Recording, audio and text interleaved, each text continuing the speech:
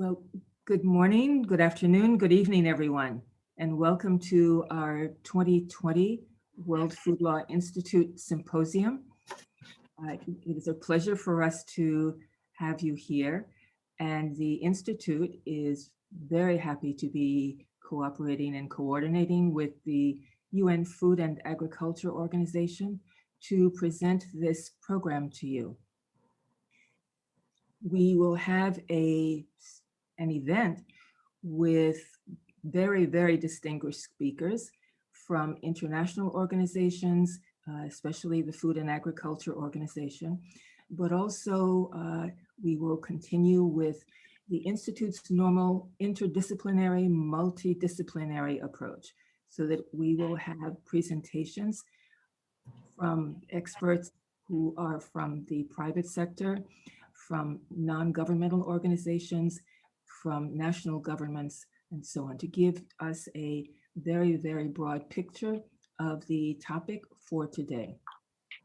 As you will see, we will concentrate on food loss, but trying to develop that topic from a different perspective, looking at how different organizations and institutions are promoting the transformation and commercialization of food loss. So we thank you for being here, for the ideas that you will present, and any questions that you will have. Just for housekeeping for today, as you will see, our agenda is fairly packed, fairly tight. So we will try to keep everyone on schedule and moving forward, following the agenda that we have. At the same time, it will be very important to have your comments, questions added to our program and to the discussion today. So after each panel presentation, there will be a time for questions and answers. At the same time, the chat box will be working. You may pose questions and your comments in the questions section of the link that you have for the program today. There will be certainly, I hope, quite a bit of interaction and discussion. So we will leave that to you. I think that your involvement will make the program even richer and help us to try to look at the question of transforming food loss in a broader way and as we move forward. This will be certainly virtual, as you know, given our situation today around the world. The symposium was delayed or rescheduled to now and to be virtual. It should have been an in-person program earlier in the year, but we have moved it to now. We think it's important to continue with the discussion, and we thank you very much for being here. You will see from the program that we have speakers from FAO, from the World Bank, from national governments, from many other viewpoints, again, to promote this interdisciplinary perspective, which is very important to us. So again, welcome, and we look forward to your participation to help to make this a very successful program. The symposium and the topic, transforming, commercializing food loss and food waste, is the end of a series of roundtable series, food loss, food waste series that we have held over the past year. And these have been roundtables sponsored by the Institute, sometimes in cooperation with FAO, sometimes in collaboration with IFAD and the Embassy of France and others. So we really have tried to look at this idea of food waste and food loss from a broad perspective. Now we are trying to narrow down to one topic, the commercialization of food loss and food waste.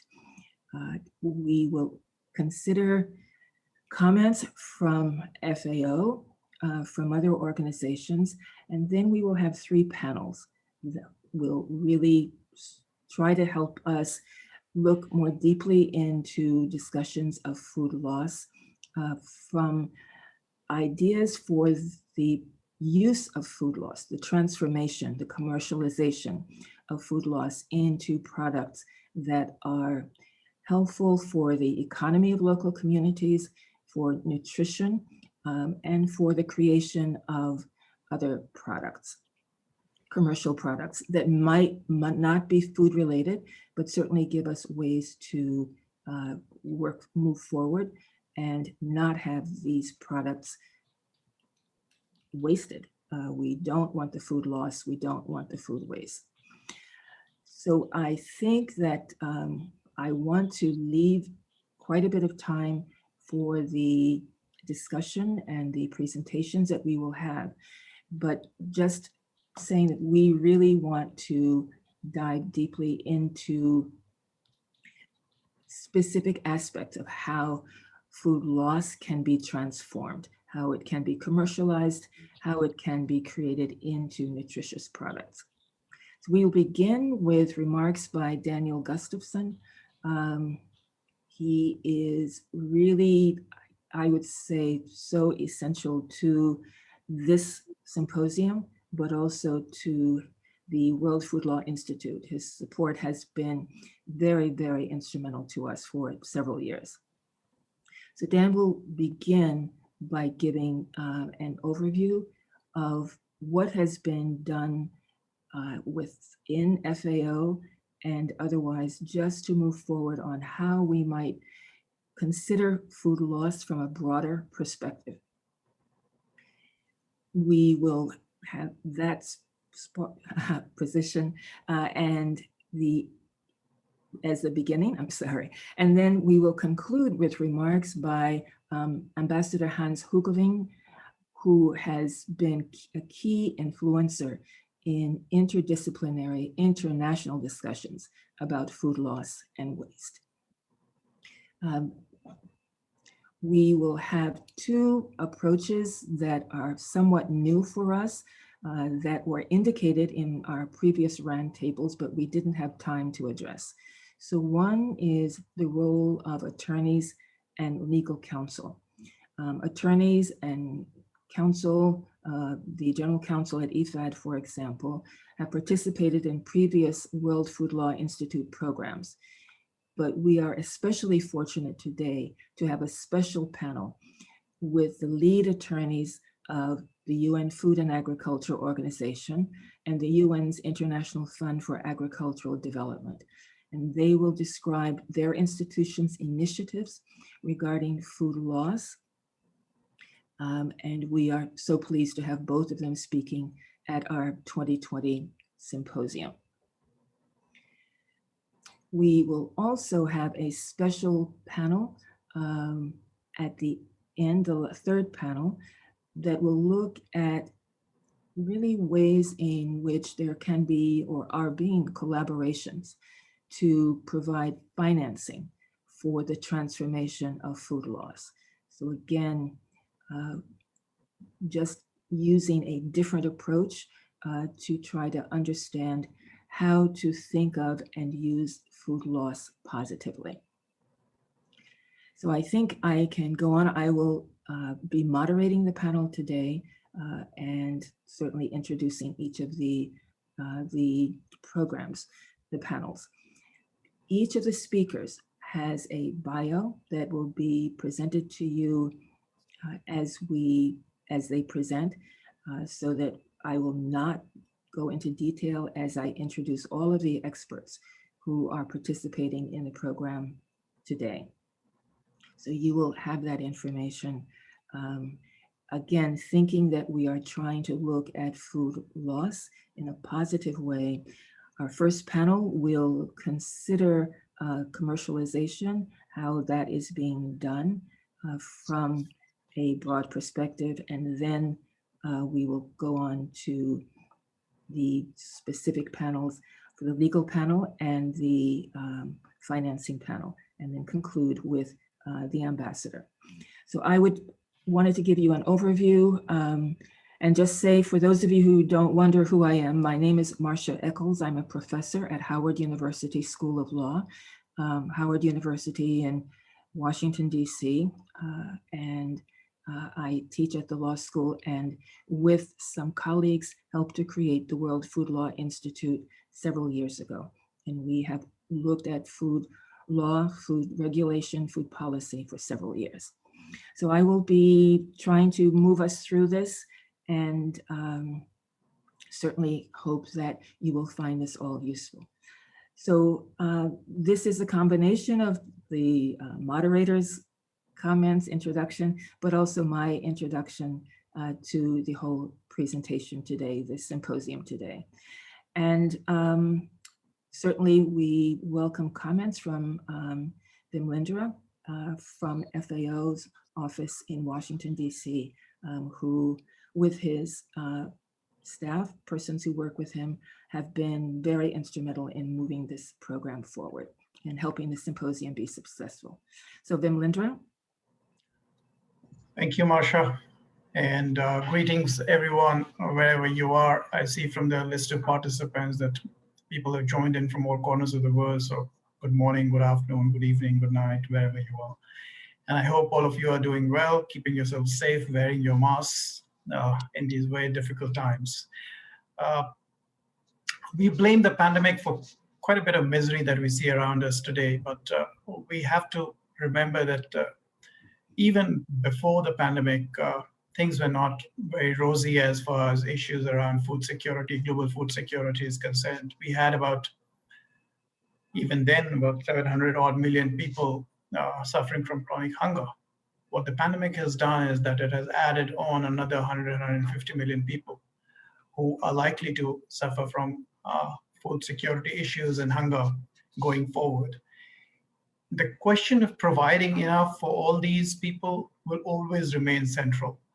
There will always be multiple pathways by which we can provide.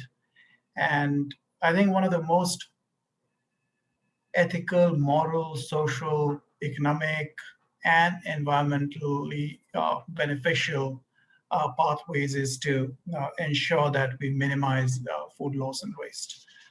It's a tragedy that 1/3 of the food that we are producing today, of course, this is an average, it varies depending on the type of food we are talking about, but nearly 1/3 of the food that we are producing is going waste and not reaching the intended beneficiaries.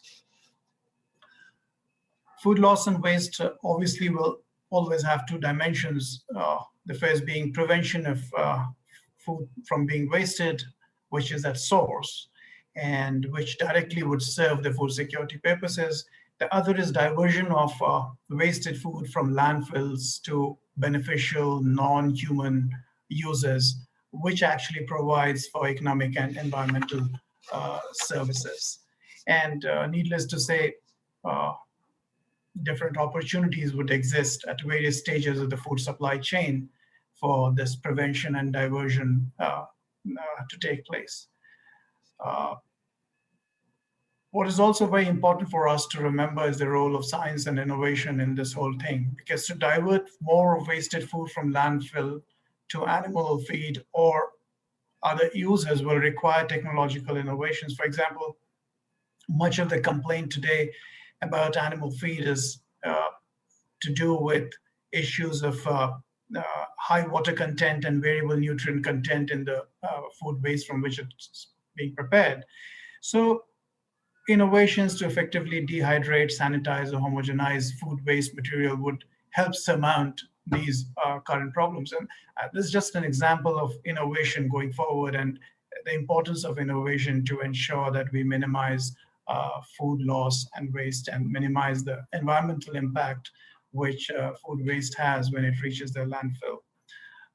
To speak to all these issues, whether it be innovation or policies or legislations or educations or education of common people, creative interventions, we have, as Marsha described to you, a stellar panel of experts from FAO, World Bank, IFAD, Cargill, DC Central Kitchen, Mars, Solal. So across the whole all stakeholders from private sector to non to civil societies to multilateral organizations.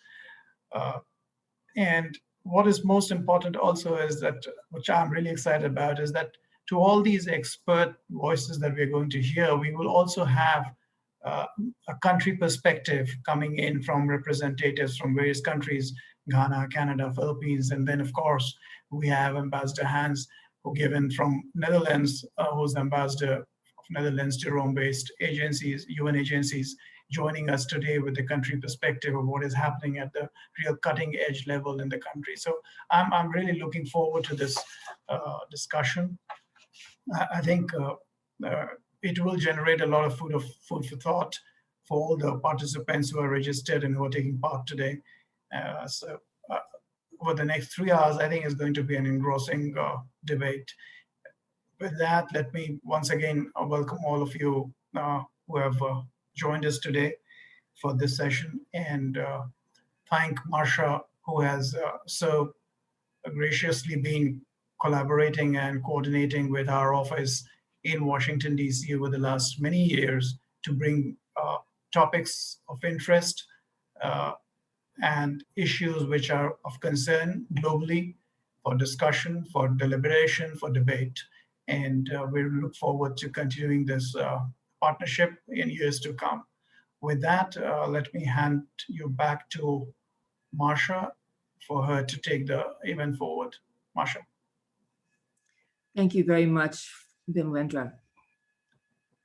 And I think we are now ready to proceed with the substance of the program.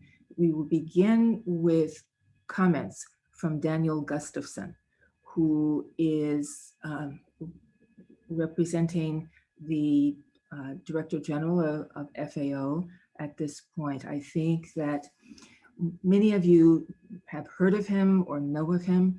Dan has been influential in food law and policy internationally, and then at FAO over a very long period of time.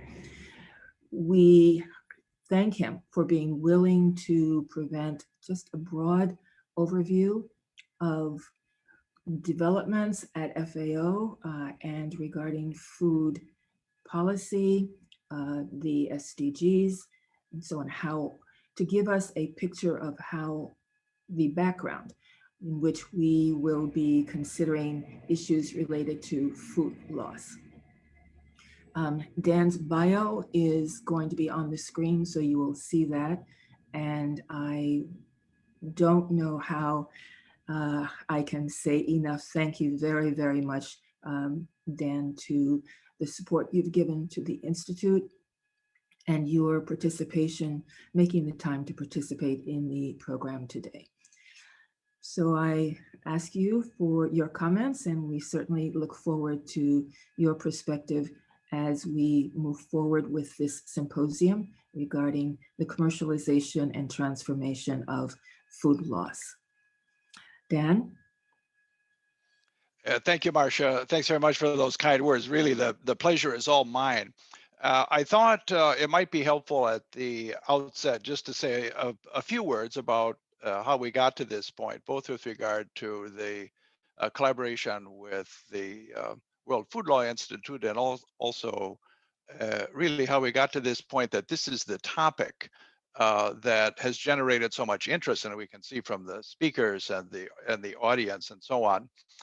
But as Vimlendra and Marcia both touched on, we've been working together for a long time. I remember, I think the first collaboration with Howard University and Marcia Eccles, I think was back in around 1998 on legislation or the legal aspects of the right to food. And then in 2010, we helped get as Marcia mentioned, these periodic roundtables going on different topics held in Washington, D.C., generally in collaboration with our office there. And they were very good. It was, and are very good, held generally in different embassies around a theme for a given year. And it brought together really a diverse group of people interested in that topic, from embassies, from trade associations, from NGOs, from US government staff, from other international organizations who were there, a relatively small group, in discussing the topics related to uh, food issues and generally looking at somehow related to the uh, to legal aspects and policy aspects. And then once a year, the Food Law Institute would hold a symposium like this one in the Cosmos Club. And they're always very good events. There was a time earlier in the year where I was really looking forward to being able to participate at the Cosmos Club in person. And I was a bit disappointed that we were going to do this virtually. But in fact, the virtual event is really much better. We would never have had, I think we would never have been able to get all of you as speakers there. And we could not have, I think, fit all of the audience to this event today into it. So it really is a wonderful opportunity. And we saw that, in fact, in the last roundtable held also virtually, when it was just a stellar event. So it really is a pleasure for me and for us as a FAO to participate in this together with our colleagues from IFAD, World Bank, Mars, Cargill, all of DC Kitchens, all of you, Solal, that are on the program, and to be able to do this as really a community.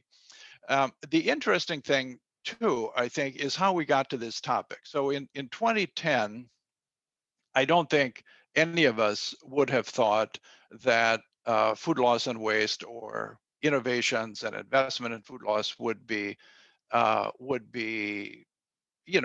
a good candidate for a topic. But in fact, now in 2020, we see it as really a really extremely important topic. And we have with us, one of our speakers is Gita Sethi, the lead author on the World Bank report that came out a few months ago on food loss and waste as a global problem with local solutions.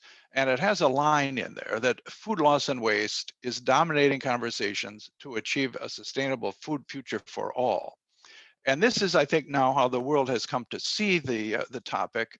And it's been a bit of a long process. FAO had worked for a long time, of course, on food safety, and we see the issue also linked between food safety and food loss, and the implications for farmer income, the implications for healthy diets, and so on. But without really the momentum that it has now. And FAO came out with an analysis in 2011, a sort of a meta-analysis of all the studies that had been done earlier on sort of the numbers of food loss and waste. And that, I think, in a lot of ways, kind of kicked off the discussion in a new way, mainly because it was controversial. A lot of people thought the numbers were too low. A lot of people thought the numbers were too high. And that led, actually, the numbers turned out to be, I think, not so far off from what we see today. But that led then to the Committee on Global Food Security, the CFS, having its own high-level panel of experts do a study that came out in 2014 on this topic that really looked at it in much more depth and what the issues are. And that, I think, in turn led to food loss and waste being included in the SDGs and Agenda 2030. A kind of momentum you can see kind of building. And there is, in fact, as most of you know, a target. One of the SDGs is on sustainable production and consumption, and one of the targets, target 12.3, is in fact on cutting per capita food waste in half by 2030, and also corollary of reducing food losses at the farm level. And that, I think, then put it really on the global agenda as part of the Sustainable Development Goals. And we see that then in 2015 and then in 19, the State of Food and Agriculture of FAO's annual flagship publication, launched the food loss index with UN Environment working on the food waste index, and updated the numbers on what we know really about food loss and waste and the impact it has, what the hotspots are, what to look for. And that carried over, I think, into the Secretary General's Food Summit that will take place a little under a year from now at the in combination with the next General Assembly in New York in September of 2021, with a number of events and dialogues and analyses and so on that lead up to that. And the World Food System Summit itself highlights in a number of its so-called action tracks. There are 5 action tracks on different parts, let's say pieces of this food systems transformation puzzle. And in each of those, particularly with regard to the action track on food availability, but in each of the action tracks, food loss and waste, food loss in particular, shows up as a key factor. Then, as I mentioned, the World Bank report on addressing food loss and waste, a global problem with local solutions, came out a few months ago, really looking at the need for investment, but more than looking at the need for investment in this, looking at how food loss and food waste have an impact, not just as we were thinking on availability or thinking at one point on availability, but really looking at job creation, economic growth, food safety issues, and in particular on the environmental impact and the impact on human health. So we've got human health, impact on climate change, environmental health, economic health. It is really a key issue that's wrapped up into many of these bigger topics. And in a way, I think that when we started with the roundtables, we would not have really thought of. And I think it's really an interesting and an important development. And we saw that in particular in the last roundtable where a number of you or your colleagues have participated. And it was just really an eye-opener on the kind of things that are going on, in particular in light of the current context with COVID-19, disruption of food supply chains globally, with the impact on dumping, the impact on consumer behavior. It's just really been really an experiment that we would have been happy to live without, of course, but an experiment on how food systems adapt and change and are vulnerable, where the fragilities are, and also where the opportunities are. And I think it's just a wonderful topic for the symposium this year. And again, I'm just delighted that we can have this level of participation, both from those of you who are watching and from the speakers. I know I know it's just a wonderful group of speakers and interest, and it's a delight for me. And much to the contrary of lamenting that we're not doing it in Washington, I think this really is a great opportunity. And I thank the organizers, particularly the FAO office in Washington, that I know that serve as the background of making this work. And we're delighted, Marcia, that we can participate and that we have this level of participation. So thank you very much. Thank you very much, Dan. It's, again, wonderful to have you with us today. Thank you. And thank you for your overview today, because I think that it combines the past, what has been in our awareness over the years, but growing into the future when we really are focusing a great deal more and differently on food loss. And then I think that many of the topics that you mentioned point a way forward for us. So the World Food Law Institute will be considering themes for the coming year, the coming years. And so as we look forward to decide what those themes should be, your comments help us at least understand the context in which we must be considering food law, food policy, and nutrition into the future. So thank you very much for that, and certainly feel free to comment at any time as we go forward during the day today. Well, now we are going to move toward the next section of our symposium, which is a series of 3 panels. Very different with different contexts, but all trying to help us understand aspects of the food loss challenges and how different countries, companies, organizations are addressing them.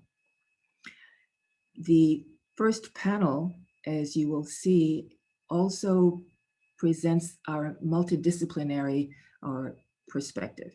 So the speakers from the first panel, who are focused on the commercialization, research, and transformation of food loss, come from a governmental level, from USDA, a private sector level, Cargill, and a nonprofit level, DC Central Kitchen.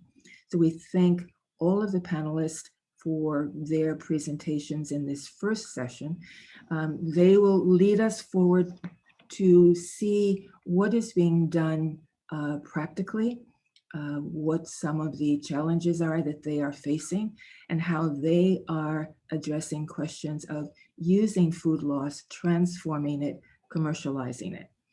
The bios of the speakers are on your screens as they speak, so I won't give you the bios, but certainly you'll see Jean Booksby with USDA, Tony Pavel with Cargill, and Jackie Winsek with DC Central Kitchen. So they will be our presenters for this session. The format I'm going to use for each of the panels is to let the 3 panelists speak. Each panel presentation will be followed by a brief comment from an agricultural counselor from one of the local embassies here in Washington, DC, to give us a national perspective. And then we will be happy to turn the discussion over to you for questions and comments. Why don't we start today with the governmental view from USDA, the U.S. Department of Agriculture. And Jean, please. Thank you, Marcia. Let me pull up my slides.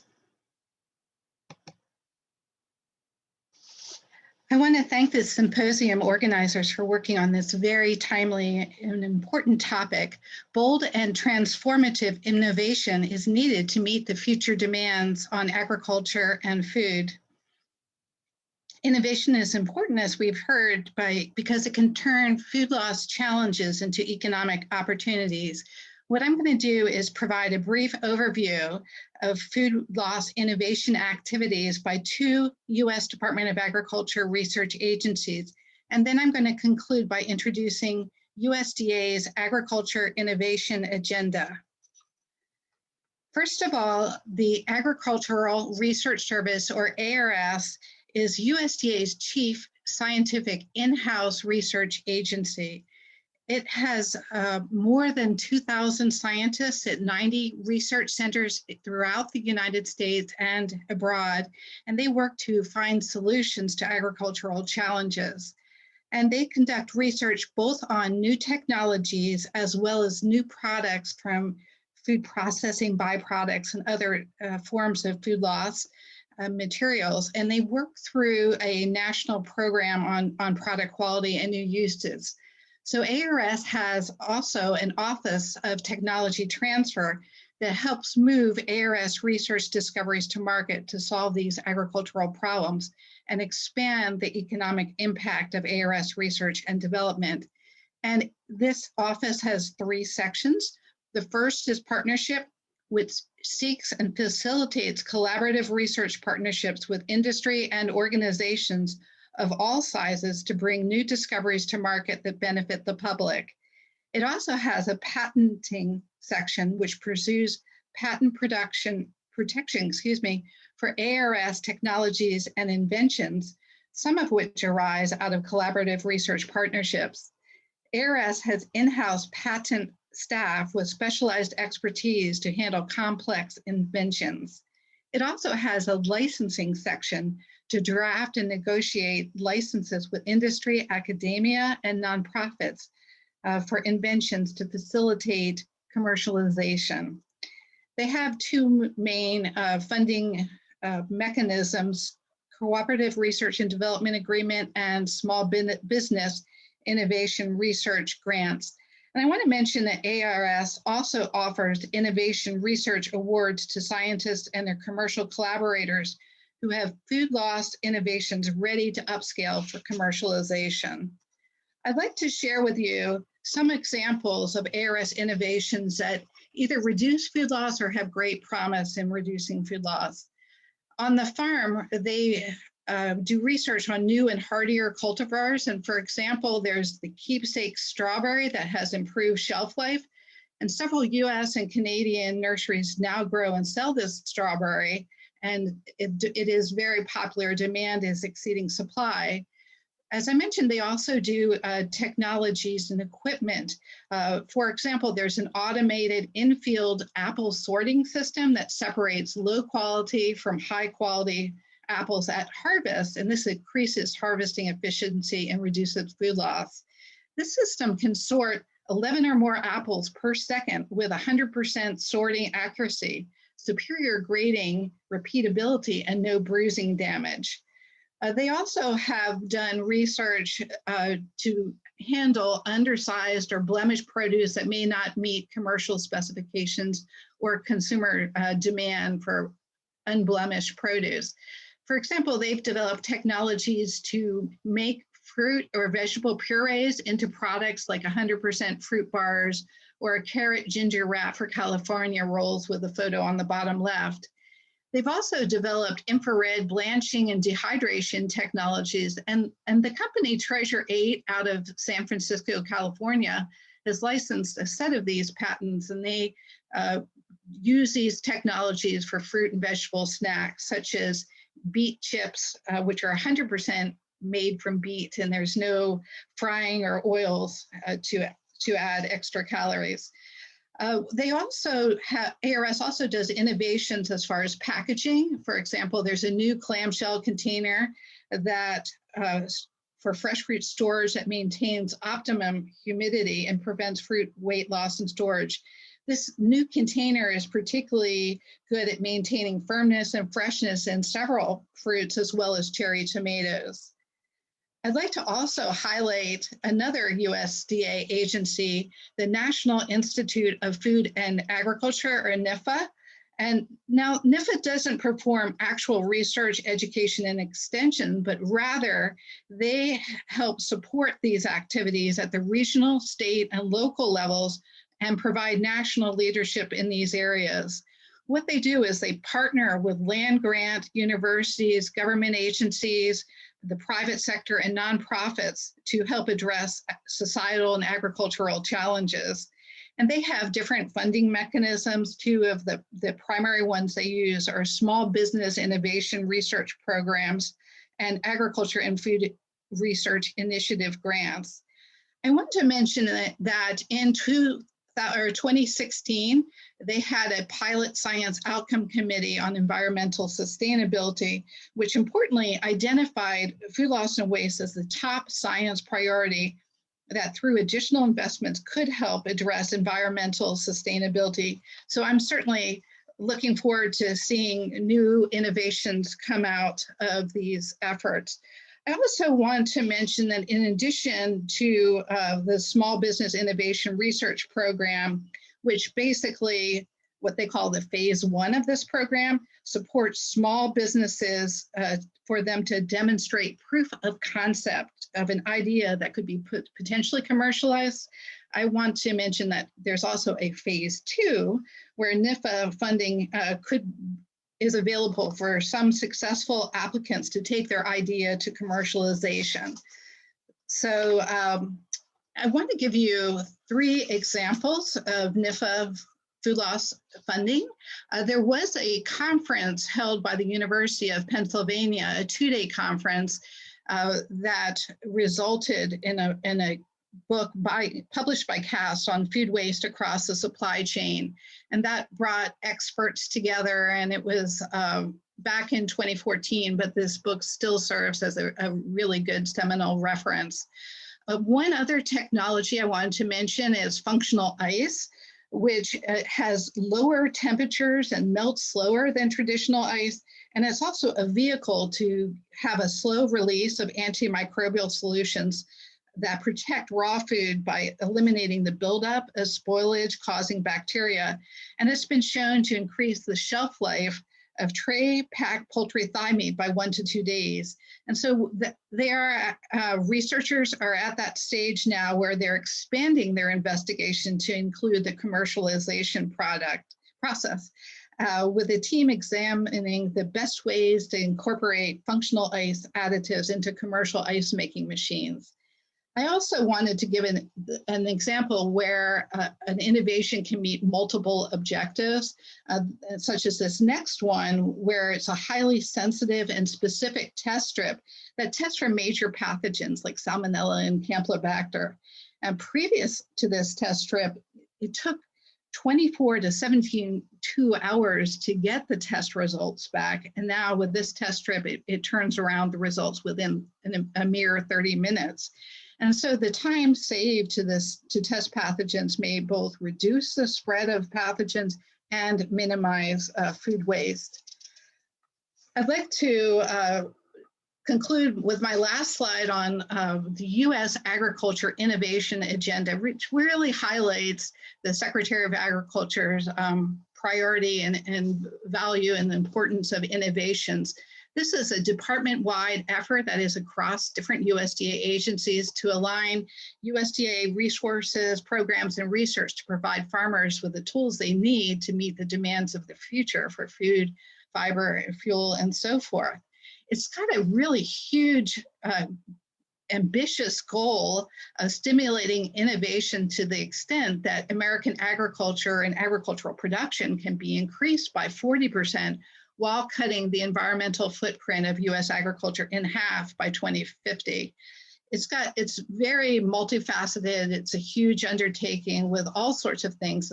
But I want to mention the focus of one of the targets is food loss and waste, which is to advance our work towards the goal of reducing food loss and waste by 50% in the US by 2030, which matches SDG 12.3.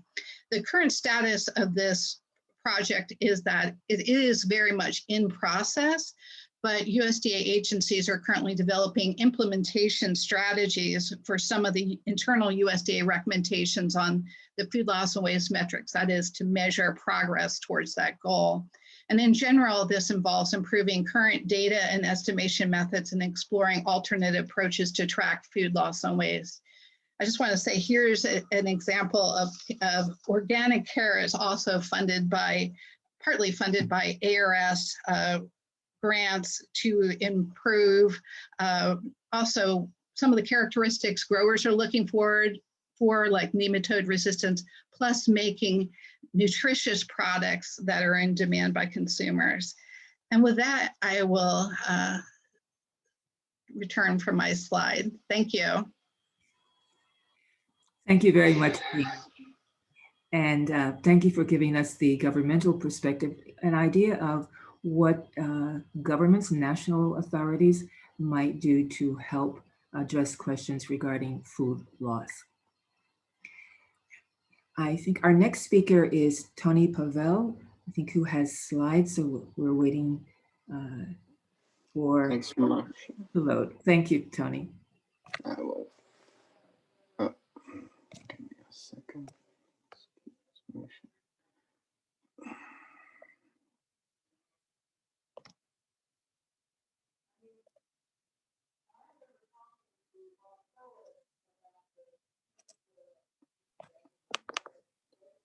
Okay, Marcia, can you just confirm that the title slide is showing? It is Yes, showing. it is showing 20. Yes. Terrific. Thank you. Sorry, I just want to make sure I'm managing the technology correctly. Well, first of all, I'd like to thank Marcia, the World Food Law Institute, and FAO for hosting. I'm personally thrilled to be a part of this symposium, as is Cargill. By way of brief background, for those that are not familiar, Cargill is a global agribusiness that was founded 155 years ago, and today we operate in 70 countries and regions. We have 155,000 employees working every day to move our core mission forward, which is to nourish the world in a safe, responsible, and sustainable way. I'd also like to thank my co-presenters and put in a plug for the great work that both organizations do. DC Kitchen here in my adopted hometown of DC, and for those who are local, I urge you to support the organization. And USDA ARS, which does incredible research and, by the way, is a treasure trove of information, even for home gardening. And it's incumbent upon all of us to support government-funded research into agriculture, as well as our food security systems. So with that, I'd like to talk a little bit about what Cargill does and some of the legal regulatory issues that are at play in this space. My role at Cargill, I am the senior food lawyer. I lead our global food law team across businesses and globally. And our focus on the global food law team is regulatory and compliance. So we're working with our global regulatory agencies and governments to ensure safe and compliant product. So with that, within the ag supply chain, there are parts where we actually have a lot of efficiencies. So when I look at a business like Cargill and I look at our ag supply chain, our agricultural product supply chain, and the processing of commodities such as corn or soy, those systems have become fairly efficient. There is I would argue, relatively little food loss. We use every part of the soybean and every part of the corn kernel. Soy, for example, can in one trade can be crushed to expel the oil, and then that soybean, the remnant, the soybean meal, can be directed to animal feed. We'll actually remove the gums from the oil and put those back into the meal. Corn, for example, can be broken down into its key components of corn gluten protein, corn fiber, corn meal. So we've over time, and this is both from a maximizing the utilization of the commodities that we're working with, and reducing waste. Landfilling, in addition to being unhelpful to the planet, is also an expensive proposition. So the more value we can squeeze out of our agricultural commodities, the better it is, both for the industry side as well as for the public side. Along those lines, and I'll spend a little bit of time, I'd like to give a few examples in different spectrums that we're working in. So another area where animal feed is an option for reducing food waste can be with consumer products. And I have a couple of examples I'll talk about. So the first one is potato chips, a great snack, but they are also tend to be traditionally, so oil fried potato chips are going to be very high in fat and oil content, but they do have a quality-based shelf life where the organoleptic qualities fall off.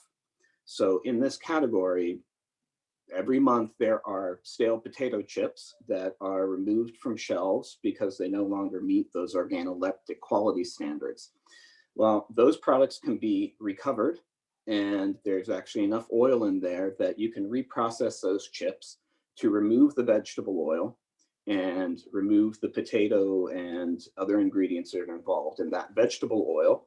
While organoleptically may not be suitable for typical reprocessing human applications, it is perfectly acceptable for adding fat to animal feeds and animal meals. So we can recapture some of that lost value and repurpose that food. Chocolate is actually a somewhat similar story. Microbiologically, it's very stable, but it does get stale over time. So chocolate can also be reprocessed either as part of a larger product or part of a bakery meal to provide carbohydrates. And those go both towards swine and dairy cattle. So that loss can be captured and repurposed into the food chain. Now, I will note in terms of co-products and redirection of products to the animal feed does require expertise, and there are legal and regulatory and safety considerations that need to be taken into account. For example, sheep are extremely sensitive to elemental copper.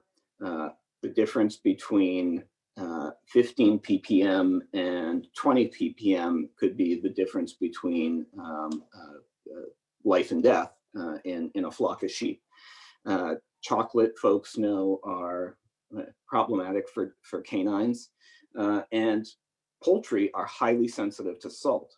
So the more complex that finished product is, the more ingredients it has, the deeper analysis it requires when you're deciding where it would be appropriate to move into the animal food chain. In addition to that, the products need to maintain good manufacturing practices around holding, storage, to ensure that there isn't contamination, et cetera. I mean, it is still going for a food use, it's going to animals. And there are multiple efforts across both the ag supply chain side, most like Cargill, as well as consumer product companies, to recapture and ensure that these products are not lost into the waste stream.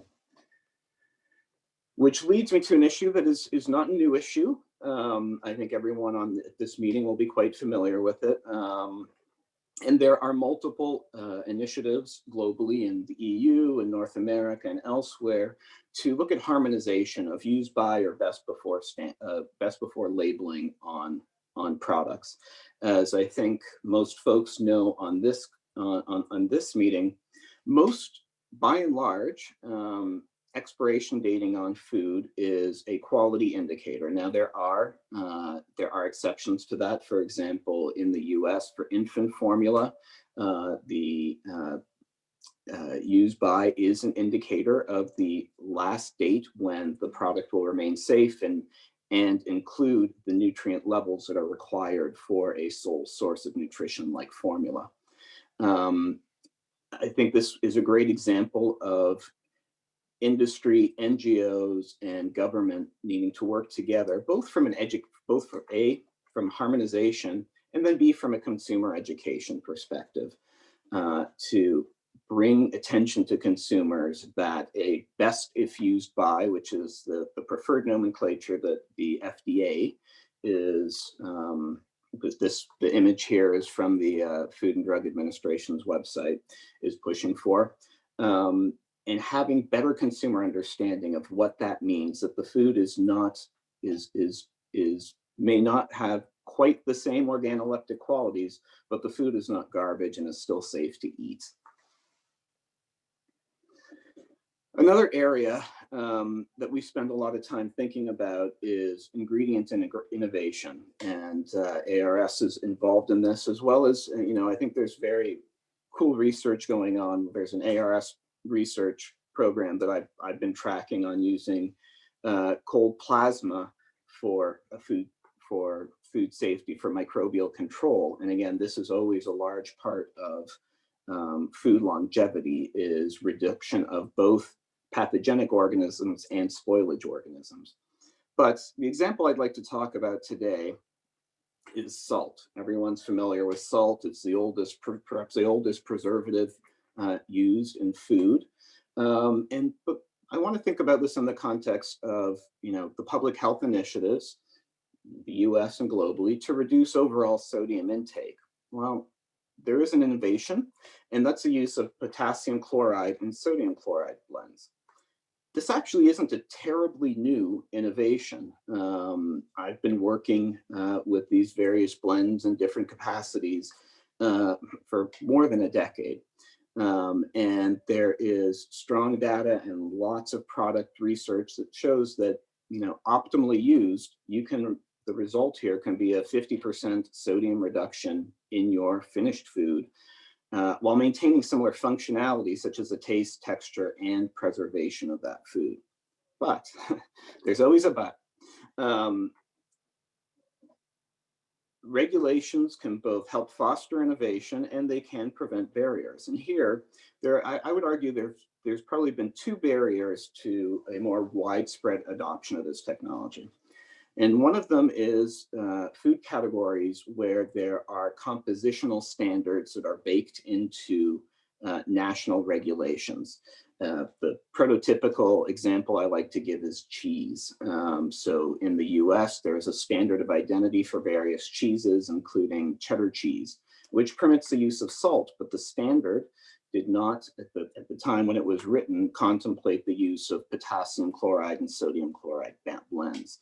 So to call your product a product with a compositional standard, you have to only use those ingredients or optional ingredients permitted by the standard in order to be able to call your product cheddar cheese. The other piece here is consumer perception of ingredient names. So potassium chloride is not something that the vast majority of consumers would necessarily be familiar with. It sounds chemically. And what they're used to seeing is the word salt. So in 2019, actually, in the US, the FDA issued a draft guidance permitting the use of the phrase potassium chloride salt instead of the, quote, common and usual name potassium chloride on a product label.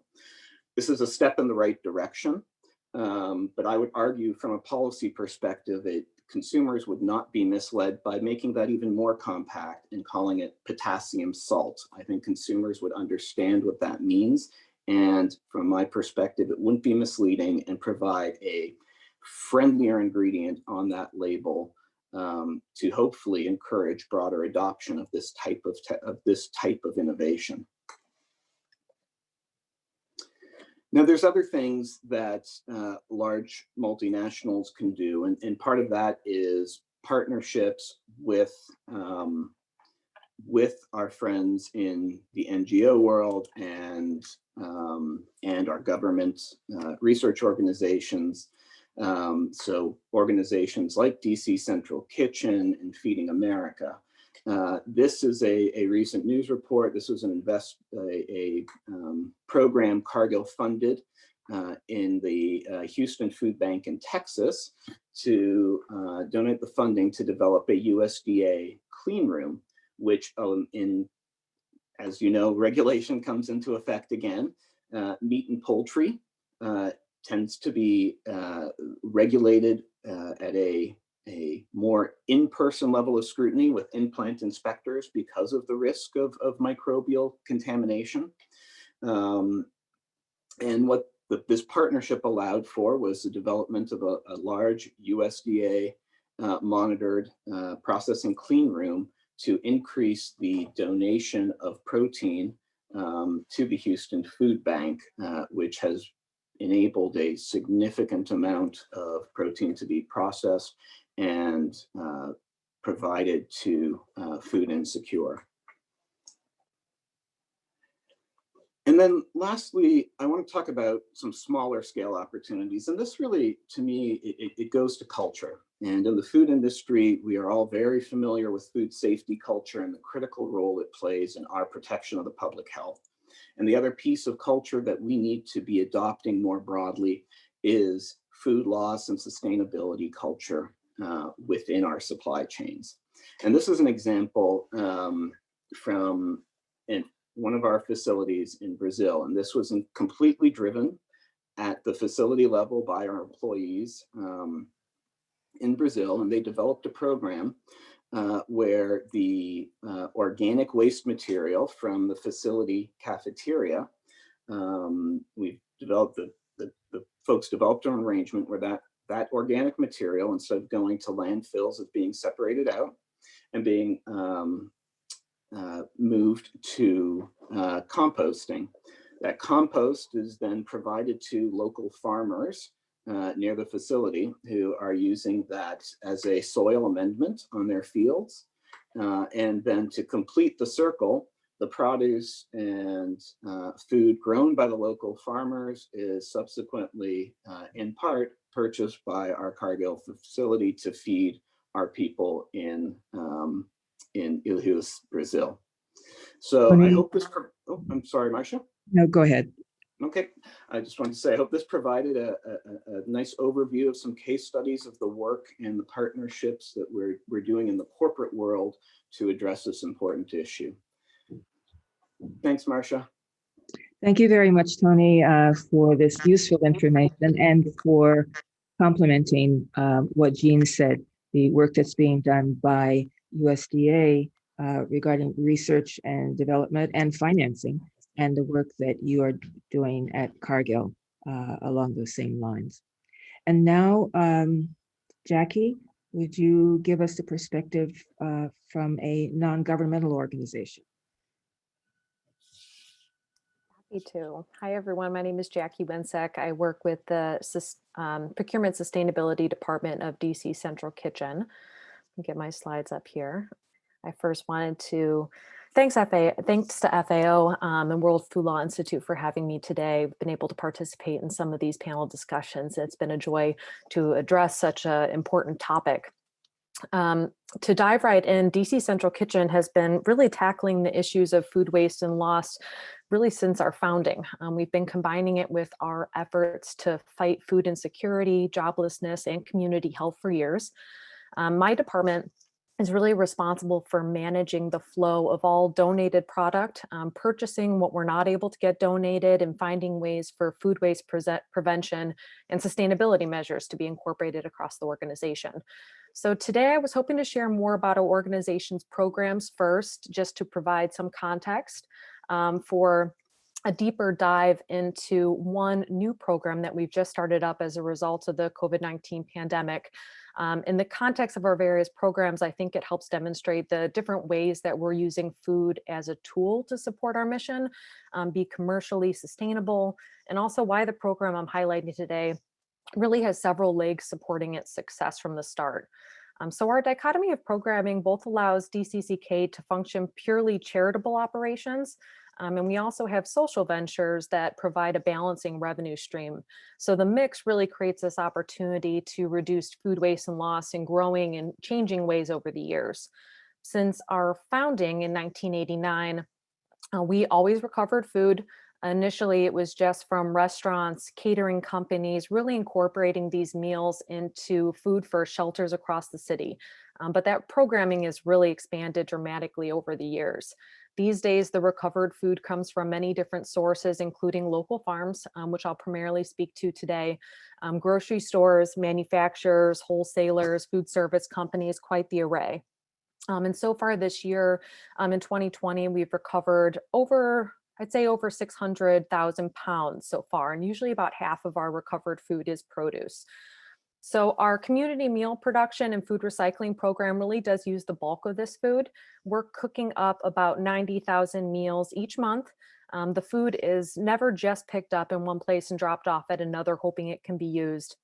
One of my favorite chefs, Desiree, always says we're cooking like it's for a big family coming home at the end of their day, and it always feels like it. These are truly well-rounded, salubrious meals made fresh in our kitchen every day to be then delivered to about 65 partners. This does still include homeless shelters, but also women and youth centers, after-school care programs, halfway houses, nonprofits that just need staff lunch for 5 days a week. And unfortunately, these days, first responders working very long hours. The produce distribution here with about 5,000 bags of produce each week. So that's about just over 50,000 pounds each week of produce distribution is what I'll be highlighting today, but more on that in a minute.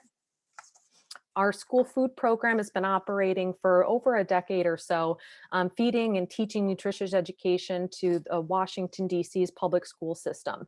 So it looks a little bit different these days with distance learning, but we are still providing to-go breakfast and lunches in a modified version, so kids are not missing out on meals. Our Healthy Corners program provides deeply discounted fresh produce, which we buy in bulk and then distribute to local corner stores, specifically focused on neighborhoods without grocery options and food deserts of DC. So through this program, we've empowered thousands of SNAP customers, other shoppers to purchase fresh food at corner stores and also plan their shopping trips in advance in a respectable way using our new mobile app. And then finally, our culinary job training program is a 14-week program. We are currently on class 123, so we've helped over 1,700 men and women launch their careers. We're teaching culinary skills, but also career and life skills as well. So coming out of this program, you really are not always intended for the culinary field. About 51% of our staff are graduates of our program, including half of my procurement sustainability department. So you have the capability to jump into what your heart desires. Circling back to our produce bag distribution, because that's where I wanted to spend the bulk of my time is right here. So about 7 months ago, probably feels like a decade for most of us, but COVID-19 forced us to really adapt our operation. Like a lot of us, we had to get creative quickly, safely. Just one example of what we were doing at DCCK in 48 hours, we worked all the kinks out in our production staffing, revised our cold and hot menus, tweaked packaging, everything to transition our community meals to a to-go fashion, supporting everyone's social distancing practices. But for several reasons, we knew that just the meals were not going to be enough. We needed to tackle more during this time. So we are inundated with new businesses slowing. Food was stuck along the supply chains without its normal outlets. And specifically, our farmers didn't have their usual channels for distribution, which was especially worrisome. So also COVID-19 underscored existing flaws in our food system. There was the glut of extra products that did not make it to retail, but in DC, like many other cities, it also exacerbated the inequality of food access to fresh produce. So we did have some past experience to rely on, some past relationships that we could lean to, but we did have to figure out what to do next. And what I'm about to describe to you isn't it doesn't require a lot of new equipment. It is an ingenious new product, just finding out a way to work with what we have. So we had already about 16 different partnering local farms where we had been purchasing their seconds for several years now, especially with our school food programs. And we came back to those relationships. It had always provided additional income to these farmers. In the cases, maybe it prompted the remainder of harvest or encouraged them to store what otherwise would not have been worth the labor and storage resources in the past. We also had plenty of experience creatively cooking up ingredients coming our way and extending the life of food in ways that we're still mindful of our bottom line. So our kitchen staff knew what exactly to do with excess, misshapen, discolored, maybe yield from a test crop that didn't exactly go as planned. Our volunteer gleaning team had been bringing back this type of product for years, so our chefs were prepared. In another case, we had previously processed vacuum sealed, frozen, or at least as much as our cold storage and freezer space would allow, about 11,000 pounds of summer vegetables to be used. So that farm's excess would not be lost. And ultimately we were able to get ahead of production for the coming year. But we needed to do all of these things I just mentioned, and yet still find another way to save and repurpose food where possible. So we created DC Central's new produce bag distribution program. I'm proud to say it's constantly evolving. It is a commercially useful item that helps us combat food loss specifically from local farms. It does support those farms financially, and it's ultimately serving some of the most vulnerable by getting them fresh produce. Again, not an ingenious product. This is a bag that looks like what you would find in a grocery store, but we're working through the details and recognizing the need in order to create a viable solution for the here and now, I would say. So on a daily basis, our team is curating a bag of produce items for distribution across the city, really including food deserts that our Healthy Corners team had previously recognized, senior care facilities that are oftentimes linked to our partner community meals program. Depending on the backstory, these items are oftentimes donated, maybe purchased at a discount, or we could be procuring them at market price, needing to patch holes in a farmer's previous outlets for that produce. All in all, we are really trying to focus on historically advantaged farms operated by minority populations as well, trying to combat this from all angles to do the most we can in these trying times. It looks like, again, what you'd find from a produce bag in a grocery store, or maybe better yet, your farmer's market or a local CSA. At times, we've been adding dairy, whole grains, shelf-stable proteins. We're usually hovering about a 10 to 12 pound mark, trying to give a family enough to feed for several days. And then, like several of our social ventures, what started off as charitable work and really intended to combat food loss, and oftentimes led to contractual programs as well, and an opportunity for us to develop a new revenue stream. So we are continuing to see what this evolves into as we're now in the world of home grocery delivery. But for now, it's been a much more than that, and using food that would have otherwise been lost to push it along the supply chain and ultimately get it to the consumer. So I think that the first opportunity for us to think about what a produce bag would look like really was a huge bunch of tomatoes. Their buyer fell through. Then after that, a crop was damaged by really poor weather. When it rains, it storms. So we were really trying to react to these donations and what we're hearing from farmers in order to move product, and then proactively communicate with our food hubs and farms in order to build out a produce bag each week. And the one good thing about our produce bag program is that it does offer flexibility. We oftentimes are revising the contents every single week. It's in part to react to incoming produce coming down that pipeline, but it's also to keep it interesting and seasonal for consumers as well. Just like our school foods program, we can't keep on serving kids nutritious food if they're not going to eat it. Maybe it's the same thing they had a couple days ago, or it's not familiar. Just to quickly dip into food waste, we didn't want to skip this over with our produce bag program. So our nutritionists were regularly including tips on storage to make sure that when it was getting to consumers, they knew what to do with the items. Recipes, ideas as well, if they were unfamiliar, and again, trying to focus on things that were culturally familiar to what they would normally eat at home. None of this would have really been possible with some of our internal and external networks that we've continued to expand over this year. At times, we had to lean into our internal streams to use the excess produce bag production, excess from our produce bag production when we just hit our capacity on what we could distribute. So again, our community meals program was really able to jump in here. They used that excess food and processed it in order to give it a second life in creative ways. Those tomatoes, they can easily come up with 20 different ways to use them. Alternatively, our school foods production team also has that experience, and they can use those additional seconds that are available, maybe some ugly sweet potatoes, and roast them or mash them and distribute them for school kids in the DC area. And then finally, these external streams, really DC Central Kitchen needed them to feed into our operation, make sure that we were regularly communicating to see if what we were doing was what everyone wanted, if it was truly filling the need. So as a lot of us right now, it's not that we're short on food, but getting it from where it is to where it needed to go is really the challenge. And we have a very limited transportation fleet that was able to do some of this work. And of course, during COVID-19, we needed to really focus on making sure that our community meals and existing partnership commitments were met. So even more so than in the past, we're partnering with other nonprofits. So we're each doing what we do best with our available resources.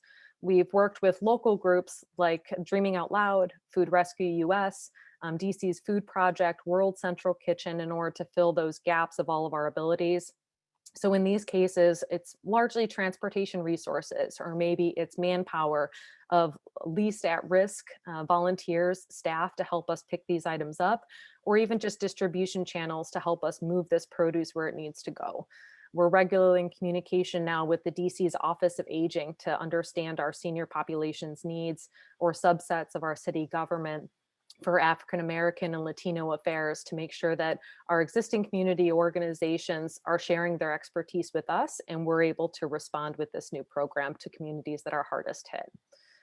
We've also leaned, sorry, what was that, Marcia? I'm going to ask you if you could conclude quickly. Sure. We're running behind. It's not your fault, but we are running. No worries.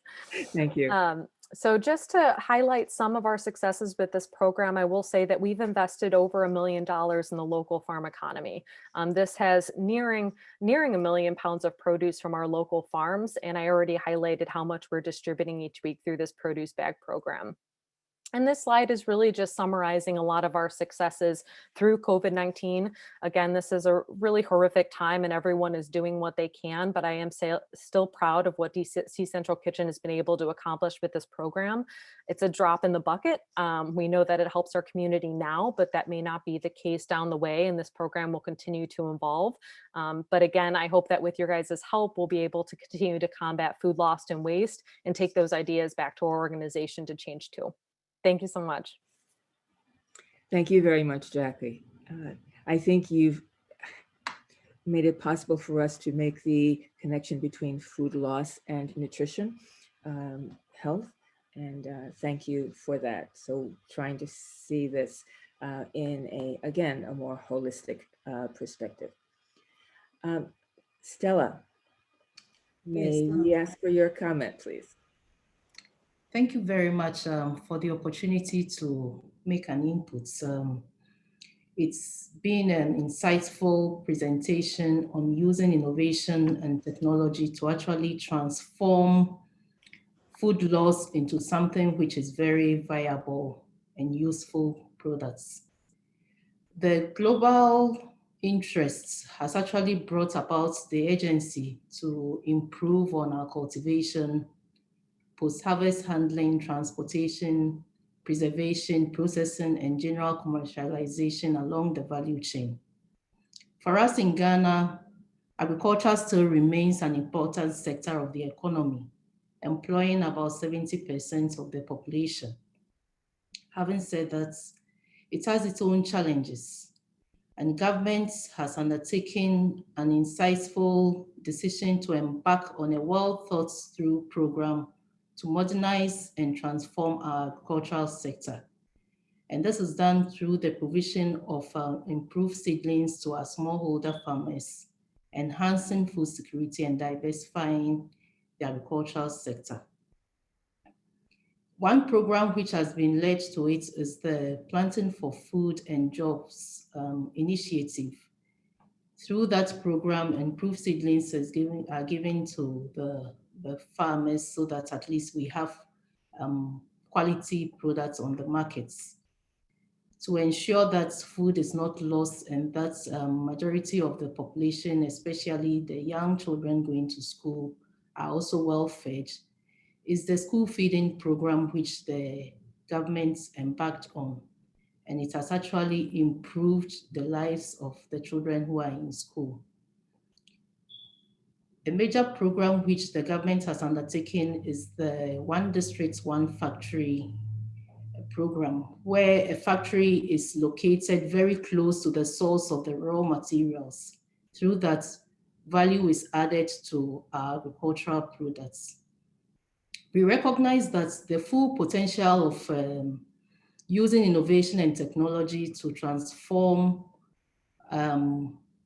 food loss into viable venture has not been fully utilized, especially with our developing countries. And so this will require collective efforts between governments and the private sector to come together to drastically improve the lives of the farming community.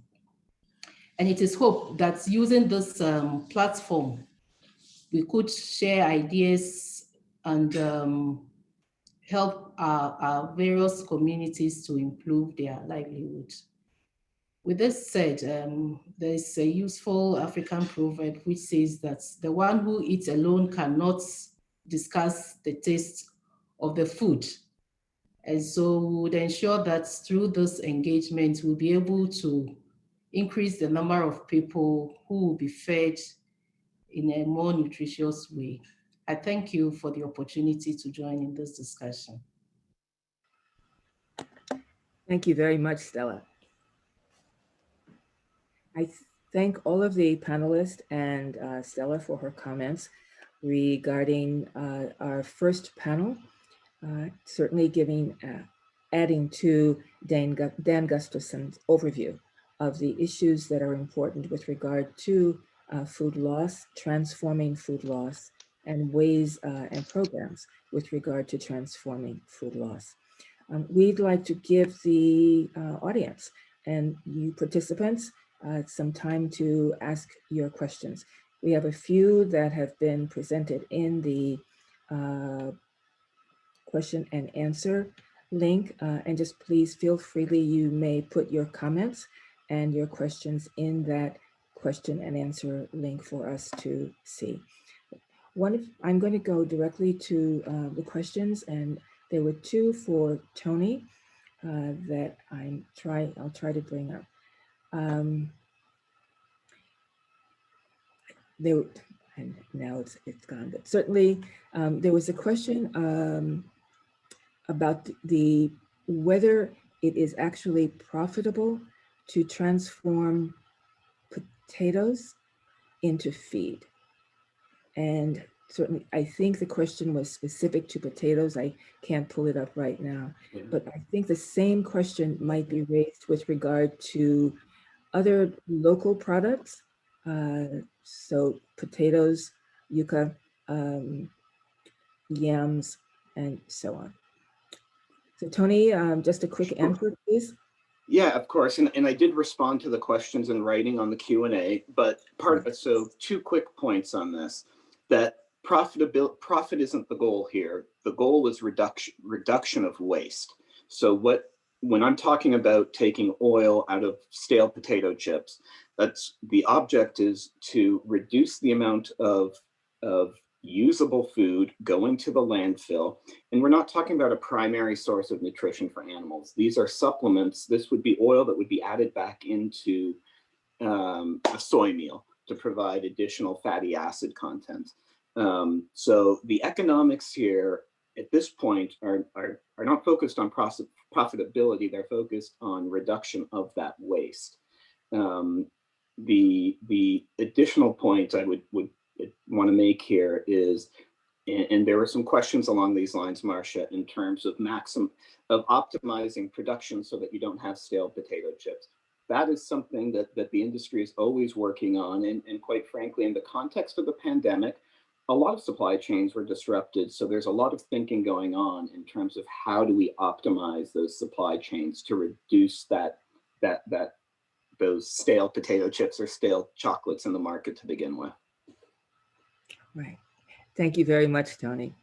I think there have been a couple of questions that I think are for Jackie. And so let's try to combine a couple of them before we run out of time for this panel, which has been very, very helpful. One of the questions is, and I don't know whether you can provide this information, but could you talk about the financial model?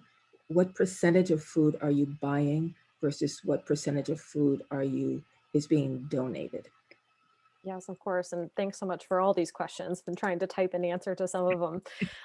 It has fluctuated. I would say in the early stages of the pandemic, there was definitely a much larger portion of donated product coming our way for us to incorporate it, specifically produce. And that was also leading into the height of the growing and harvesting season around by us as well. So we did see more of a split change between how much produce was donated versus purchased. That also has shifted more and more towards purchased product as we've been able to, through the help of our amazing communications and fundraising team, get additional monetary support for these efforts, because ultimately the goal was to support farmers financially. So it is more purchased, but it's able to go to farmers that are most in need and maybe could not have been able to sell that product at market price otherwise. So I don't have an exact split breakdown of month by month, but I would say it has shifted more and more from donated to purchased. Right now, we're honestly probably about 90% purchased for the bags. Thank you very much, Jackie. Mhm. One of the reasons that we began to think about food loss is that we think of food loss as more closely related to the farm and to the farmer. And certainly those are communities that are important, let's say nearby Virginia or here in the United States, but especially around the world, Africa, Asia, Latin America, for example. So I just wondered if you have any thoughts about what your experience might mean for local farmers in smaller situations, smaller communities around the world. Maybe a couple of sentences, if you could put them into the question and answer or chat box. So I'm not asking for a statement right now, but something for us to think about as we're going forward. What does this mean for not just for us as consumers or regulators, but for the farmers themselves? So I'd like to thank the members of the first panel. Thank you so much for getting us started on this long discussion of food loss and transforming it. And you have given us ideas of how you are transforming the food loss from the perspective of a nonprofit, from a company, and how you are using it to actually with your research and development and funding at USDA. Thank you very, very much. And we will be keeping your questions and chat comments. So we'll try to respond to them later, but I think we do need to move forward with our next panel, which is a very exciting one and unusual one. So thank you, Jackie, very much. I think that we are going to proceed to the second panel, the legal panel. The idea is a new one for us, just trying to bring in the perspective of lawyers, the lead counsel for two UN institutions. The Food and Agriculture Organization will be represented by the legal counsel for FAO and the International Fund for Agricultural Development by its general counsel. So we have the lead attorneys for two major United Nations organizations. And we wanted to hear from them what experience they have, what they have proposed, what they are working on that is related to the question of food loss. And certainly both have done that with an international perspective, with staff around the world. And I think their talks will show how the legal community can be involved, is taking actions that also lead to the transformation of food loss into products that are useful for us. So I think if we will start with Donata. Thank you, Marsha. Thank you very, very much for joining us. And the bio is on the screen for the audience. And I thank you so much for contributing to our first basically legal panel at one of the World Food Law Institute programs. And we look forward to continuing that cooperation. Likewise, likewise. Well, thank you very much. And in fact, it makes me rather nervous that this is the first legal panel. I have an opportunity. We've had lawyers before. But as you alluded to, I mean, our perspective on this panel is slightly different between Katie and I. I mean, yes, we're going to be presenting sort of from the perspective of lawyers, but also lawyers working in intergovernmental organizations. So you have the governmental aspects, the sort of the policy aspect, the work of the members of the organization, but then also the work of the secretariat, which is there and is tasked to sort of support the members at their request. And they are the ones who sort of define, it's the members who define the policy, and we as secretariat assist them to actually deliver in that regard. Firstly, I thought it would just be useful as an initial reminder, and this is me being very much a lawyer, to remind everybody as to how the FAO defines food loss. Food loss is defined as the decrease in the quantity or quality of food resulting from decisions and actions by food suppliers in the chain, from the production stage up to, but excluding, retail food service providers and consumers. Now, I know for many present here that they don't need that definition, but I think for us, and as you alluded to, Marcia, just now, often everybody just thinks of the farm and they don't think of further along the chain. Now, taking that into account and with that definition, we find it tragic that billions of people are suffering from hunger and malnutrition. And in that framework, the fact that 14% of food is lost is truly unacceptable. From the multilateral aspect, and indeed from the national aspect as well, food loss is also presenting a very severe challenge to many countries to achieving the SDGs, SDG 2 in particular, but not only. And then also it is particularly important in the context of the human right to adequate food. Food dealing appropriately with food loss would significantly assist in achieving the human right to the human right to adequate food. And in that regard, FAO and its members and its secretariats and its partners have been working in a variety of ways. And its partners are from all over the globe.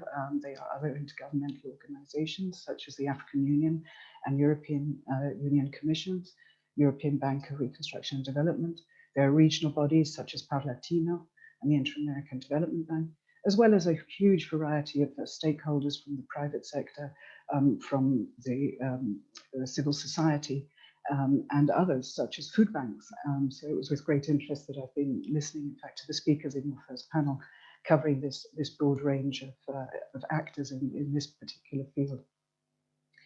To turn to sort of the substance of our work, firstly, and I'm sure other colleagues who will speak will probably elaborate more on this, looking at regulatory solutions at the international level, the FAO at the moment is taking a leading role in this regard. And particularly, there is an intergovernmental process ongoing through its Committee on Agriculture, which is currently developing a voluntary code of conduct for food loss and waste reduction. This code in this context and for this panel addresses a broad variety of matters, but I wish to just highlight what is relevant for this panel. So it presents this code, which, I mean, as I said, is still under development, which should shortly be endorsed, I believe. It presents actions and measures which are aligned to a food systems approach that is addressed to countries, the private sector, academia, producers, consumers, and indeed all other relevant stakeholders that they should take to put in place in order to contribute to food loss and waste reduction. It really addresses the entire food chain. And in particular, it refers to government actors and asks them to put in place policy incentives, regulatory measures, and economic and legal instruments to reduce food loss and waste. I did just want to, in fact, leave that because the fact that this code is addressed to, in fact, all this variety of actors, it was very interesting to hear Tony's presentation on what Cargill is doing in the context of food reduction of food loss. And, you know, of course, Cargill would be one of those many private sector actors who are the audience for this code. And in our view, this code will in fact complement and strengthen other international instruments of the FAO, such as the VGGT, the Codex Alimentarius Standards, which were not necessarily adopted with food loss in mind, but nevertheless have relevant elements in them with respect to food loss. Now, turning to national measures and regulatory solutions, there the FAO has been primarily assisting on the technical side, and then, say, my office assists countries to develop their regulatory approaches on request of the members. And from the information that we have been able to collect from our experience and our work, and particularly information that is on our legislative database called Phalanx, we've noticed that many countries have focused their regulatory responses on food waste rather than food loss at this moment in time. And there could be a variety of reasons for that. It may be easier to identify the interventions.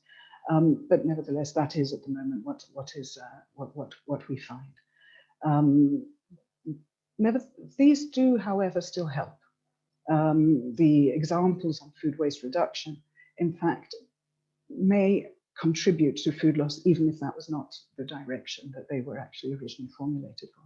And as we were requested to give case studies, I just would draw your attention to two examples. Firstly, earlier this year, Brazil adopted a law. It's a law called Providing for Combating Food Waste and Donating Surplus Food for Human Consumption. Now, this law provides a concrete mechanism of how you can work out or addresses the confusion over what food can be donated to charity, by whom and how. And it sets criteria for donated products and authorizes food production supply establishments to donate unsold surplus food that is still fit for human consumption. Another interesting example comes from Italy, our host country, where in 2016, Italy facilitated food donations. And this basically, by this law, it harmonized and simplified the regulatory framework for food donation. And what is also very, very interesting is that it established a food recovery and redistribution program for surplus food to the most deprived in Italy as a priority. And it also clarified that food products may be donated even if their best before date has passed. So those are two types of very specifically targeted responses, looking at donations, primarily focused on food waste, but having its impact on food loss. And while these sort of say targeted responses in our experience can have a very quick impact, we don't think they are necessarily enough to actually achieve, say, help achievement of the SDGs or indeed the transformation or achievement or fulfillment of human rights. And so in that context, for us, we think there is a value in actually looking at sort of the broader legislation, broader regulatory measures, and indeed looking at the entire food system. You know, none of these are sort of islands that can be addressed in isolation. And we have seen, in fact, a gradual increase in this more comprehensive, this broader regulatory approach. It's very slow, it's very small at the moment, but it is beginning. You know, and these then increasingly address food loss within that food system approach. And there are, I share with you just two examples that exist. The first is from France, which in 2016 adopted a law which established a framework for the whole food supply chain. And this requires the empowerment and mobilization of producers, processors, distributors of foodstuffs, consumers, and associations. And it establishes an order of priority to combat food loss and waste, and which I think is very interesting and is a very useful guide potentially for other countries wishing to explore this. And this order of priority is that firstly, the prevention of waste should be the primary response. Secondly, this is followed by the use of unsold food for human consumption, and then thereafter recovery for animal feed, and then followed by use for composting, and finally energy recovery. So it's a very interesting and clear sort of gradation of steps that countries could consider taking in this regard. A second interesting example comes from Colombia, which in its revision of its food loss and waste legislation was supported by the FAO. And in 2019, it adopted a comprehensive food loss and waste law. And this establishes a national overarching policy on food loss and waste prevention and addresses each different stage of the food supply chain. And what is interesting in this law and what demonstrates how comprehensive it is that it establishes institutional arrangements, data collection, as well as monitoring mechanisms. So a very, very, very forward-looking piece of legislation. And it sort of aims, and it recognizes as well, through such mechanisms, that effective measures to address food loss and waste requires the involvement of all actors within the food system. And so those are just two examples to share with you. More generally, and sort of stepping back now, we have observed that really the large improvements in food security are likely to occur by reducing food losses in the early stages of the supply chain. And this is especially on farm and in countries where you have high levels of food insecurity. And so we hope that these, say, broader approaches to take, and particularly broader approaches in legislation, not only policy, but also legislative developments, are explored further. And indeed, I think the current crisis that we're all living in underlines maybe the importance of this. And for this reason, we really do think that there needs to be, say, innovative legislation. And, for example, regulators could use sort of primary and secondary legislation to incentivize the reduction of food loss, like the good agricultural practices, like the legislation supporting food donations, which was adopted in the US and in Italy. There are also, say, other triggers that could be innovative triggers which could be explored, such as those in genes examples of resistant varieties. Now that, you could incentivize breeders by supporting those with plant variety protection legislation. There are a lot of things out there that can be done in that regard. So to conclude, because I don't want to have to invite you to stop me speaking, but I'm always, of course, happy to say a little more. I'm here to answer any queries and indeed take suggestions. I just would like to summarize the conclusions that we have drawn from the FAO legal officer's perspective on this matter. Well, firstly, yes, food loss and waste presents huge challenges to achievement of the SDGs and also have a significant impact on the enjoyment of rights. Secondly, that government responses are actually transitioning from policy to legislative measures. It's slow, but it's happening. Initially as well, those food loss actions were primarily targeted at very specific sectors. It would be, say, for example, labeling or donations. And we're now moving, as I'd indicated with these laws in Colombia, for example, in France, more towards actually more comprehensive legislation. Thirdly, from the legislation that we have looked at, the regulatory measures that we have been working on, we think there are two things that maybe regulators in particular need to keep in mind. Firstly, that all stages of the production chain really need to be addressed. Interventions at the early stage are particularly important. And secondly, and this I hadn't mentioned earlier, but I think it is a very relevant consideration, is that interventions to reduce food loss and waste and to target different sections of the food chain have a huge impact on the environment. And so there is also the added benefit. And so again, you have the sort of global, coherent, harmonized response. So while there's a lot of work to be done, there are positive developments happening right now.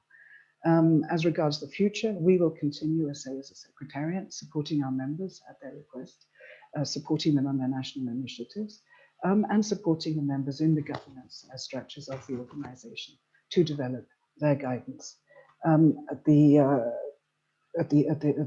national level, there, as I'd indicated, we will try to transform any international guidance that is coming out as well into the legislation that we may be providing our advice on.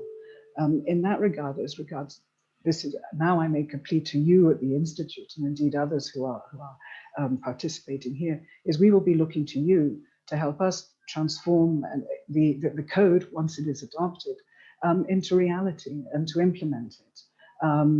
Help us embed international standards at the national level and indeed also at regional level where there are mechanisms in place for that. We rely, FAO does not work in a vacuum. It is an entity which is created and of its membership, and its membership represents the billions of people around the globe, and acts for them and acts in their interests. Thank you very much, Marcia. Over. Thank you very much, Donata. It's wonderful to have you here, as I said, and thank you for the comments. There's several that I certainly perked up when I heard. And I also think about how Stella's remarks about what is happening in Ghana helps us think also about what FAO is doing, and the comments that you've made about movements towards a broader approach to addressing food loss and waste. But I'm sure Gizem will have more to say along those lines when she talks about Canada. But thank you for the FAO perspective. And now we are ready for IFAD's approach to food loss and what is being done at another intergovernmental, international institution that has the link with the United Nations. Thank Katie? you so much, Marcia. Hello to everyone from Rome. So Donata and I are here in Rome. As you probably know, there are 3 Rome-based agencies that are really focused on food, kind of along the spectrum. And so I'm the general counsel of the International Fund for Agricultural Development, or IFAD, and we work on SDG 1 and 2, as does Donata. FAO, we work closely with them as a sister agency here in Rome. We have a very similar shareholding of about, for IFAD, 177 different countries that are members of IFAD. And so we do similar things, working at the global level for global policy, to national policy, regional level. FAO supports us quite a bit on the technical advice, the expertise, the analysis. And IFAD works, yes, with governments, but more in communities. And we finance and give technical agricultural advice to smallholder farmers in the rural areas of the developing world. So we work very closely together, and it's always a pleasure to speak with Donata, and we're delighted to be on this panel together. Also didn't know it was the inaugural legal panel, so we hope to keep you entertained, and please ask lots of questions. So as I said, IFAD really works at the last mile. If you fly into a country in the developing world, and then you fly to the furthest airport in that country, and then you get in a 4x4 and you drive on a paved road, and then you drive on a rutted road, that's where you end up at the projects that we work on. It's really the last mile. They're very rural communities, and they're the ones who are frankly producing most of the world's food. And so reversing food loss for us is equally fundamental. And we're working really on SDG 2 at the community level to end hunger. Our efforts were already challenged by issues like rising youth unemployment, climate change, the locust plague in Africa. And frankly, it's been really further exacerbated with the onset of COVID-19, as you can imagine. So I thought what I would just mention today is kind of 3 main areas. One is to just give you a bit of a sense from the kind of international development perspective, the impact of COVID-19 on food loss in the developing world. Second, to talk about a novel solution that IFAD came up with in April, right as the pandemic started. And then third, to zoom in on some initial lessons learned. And here I'm trying to give you more lessons learned, not so much legally, but from the projects, given the agricultural bent of so many of us here. So as I said, IFAD is the only IFI, international financial institution, because we're actually financing, we're giving loans and grants to smallholder farmers. These are households who generally make $2 or less a day. So they're really micro ag farmers. And we're looking to do rural transformation, ending poverty for the rural poor. So next slide, please. So when we look at the onset of COVID-19, Donata has said very clearly, as have others, 14% of the world's food is lost between harvest and retail. The initial research is showing is that is going up significantly due to COVID. And that's what we have seen on the ground with the farmers with whom we work. And as you're acutely aware, when you're growing plants and you're growing harvest and you're slaughtering and catching food, there's enormous disruptions, both with the initial activity, as well as with getting that food or that livestock to market. These are some pictures from projects we're working on of disruptions in the supply chain. These can be due to anything from when you're planting food. As you all know, there's a planting season, there's a rainy season, there's a harvest season, and these seasons do not wait for people to catch up due to COVID restrictions. So one major issue we had was lack of real-time inputs for farmers, seeds, fertilizer, that type of thing. Many farmers in these very rural communities who were already at the poverty line had to sell core assets such as seeds, fertilizers, animals, just to be able to have enough cash to buy food to feed their families. And so when the planting season came, or the other appropriate time, they didn't have these real-time assets. That was one big issue. A second big issue was disruptions in the supply chain due to quarantine restrictions, export bans, tariff barriers, interruptions in logistical channels, market closures. These have resulted in a high level of food loss. We've seen this in the developing world, and it's been the same, if not more exacerbated in the developing world. So we've seen it in the developed world, we're seeing it even more exacerbated in the developing world. I think that these require, it's a very complex problem that requires innovative and flexible solutions of concerted actions working together. And that's why we're really delighted to see so many different partners come together today. So that's kind of the overview of what we've seen on the ground on the impact of COVID on food loss in the developing world. I'd like to just share with you as my second point, one novel solution that we at IFAD came up with early in April, right after, actually in Italy, we started seeing the pandemic already from February, as you know. So we started working on a lot of these things using some of the solutions actually that we'd seen farmers do here in Italy, where there's actually quite a local supply chain. So we weren't hit as much as I understand from colleagues and friends who live in the United States, which is very interesting actually, in terms of the supply chain for getting food to market here in Italy. However, in developing worlds where we work, there was a major impact that we saw in the supply chain. So we came up with 4 major issues. One is access to real-time input so that you can plant at the right time or harvest at the right time. Second is access to markets.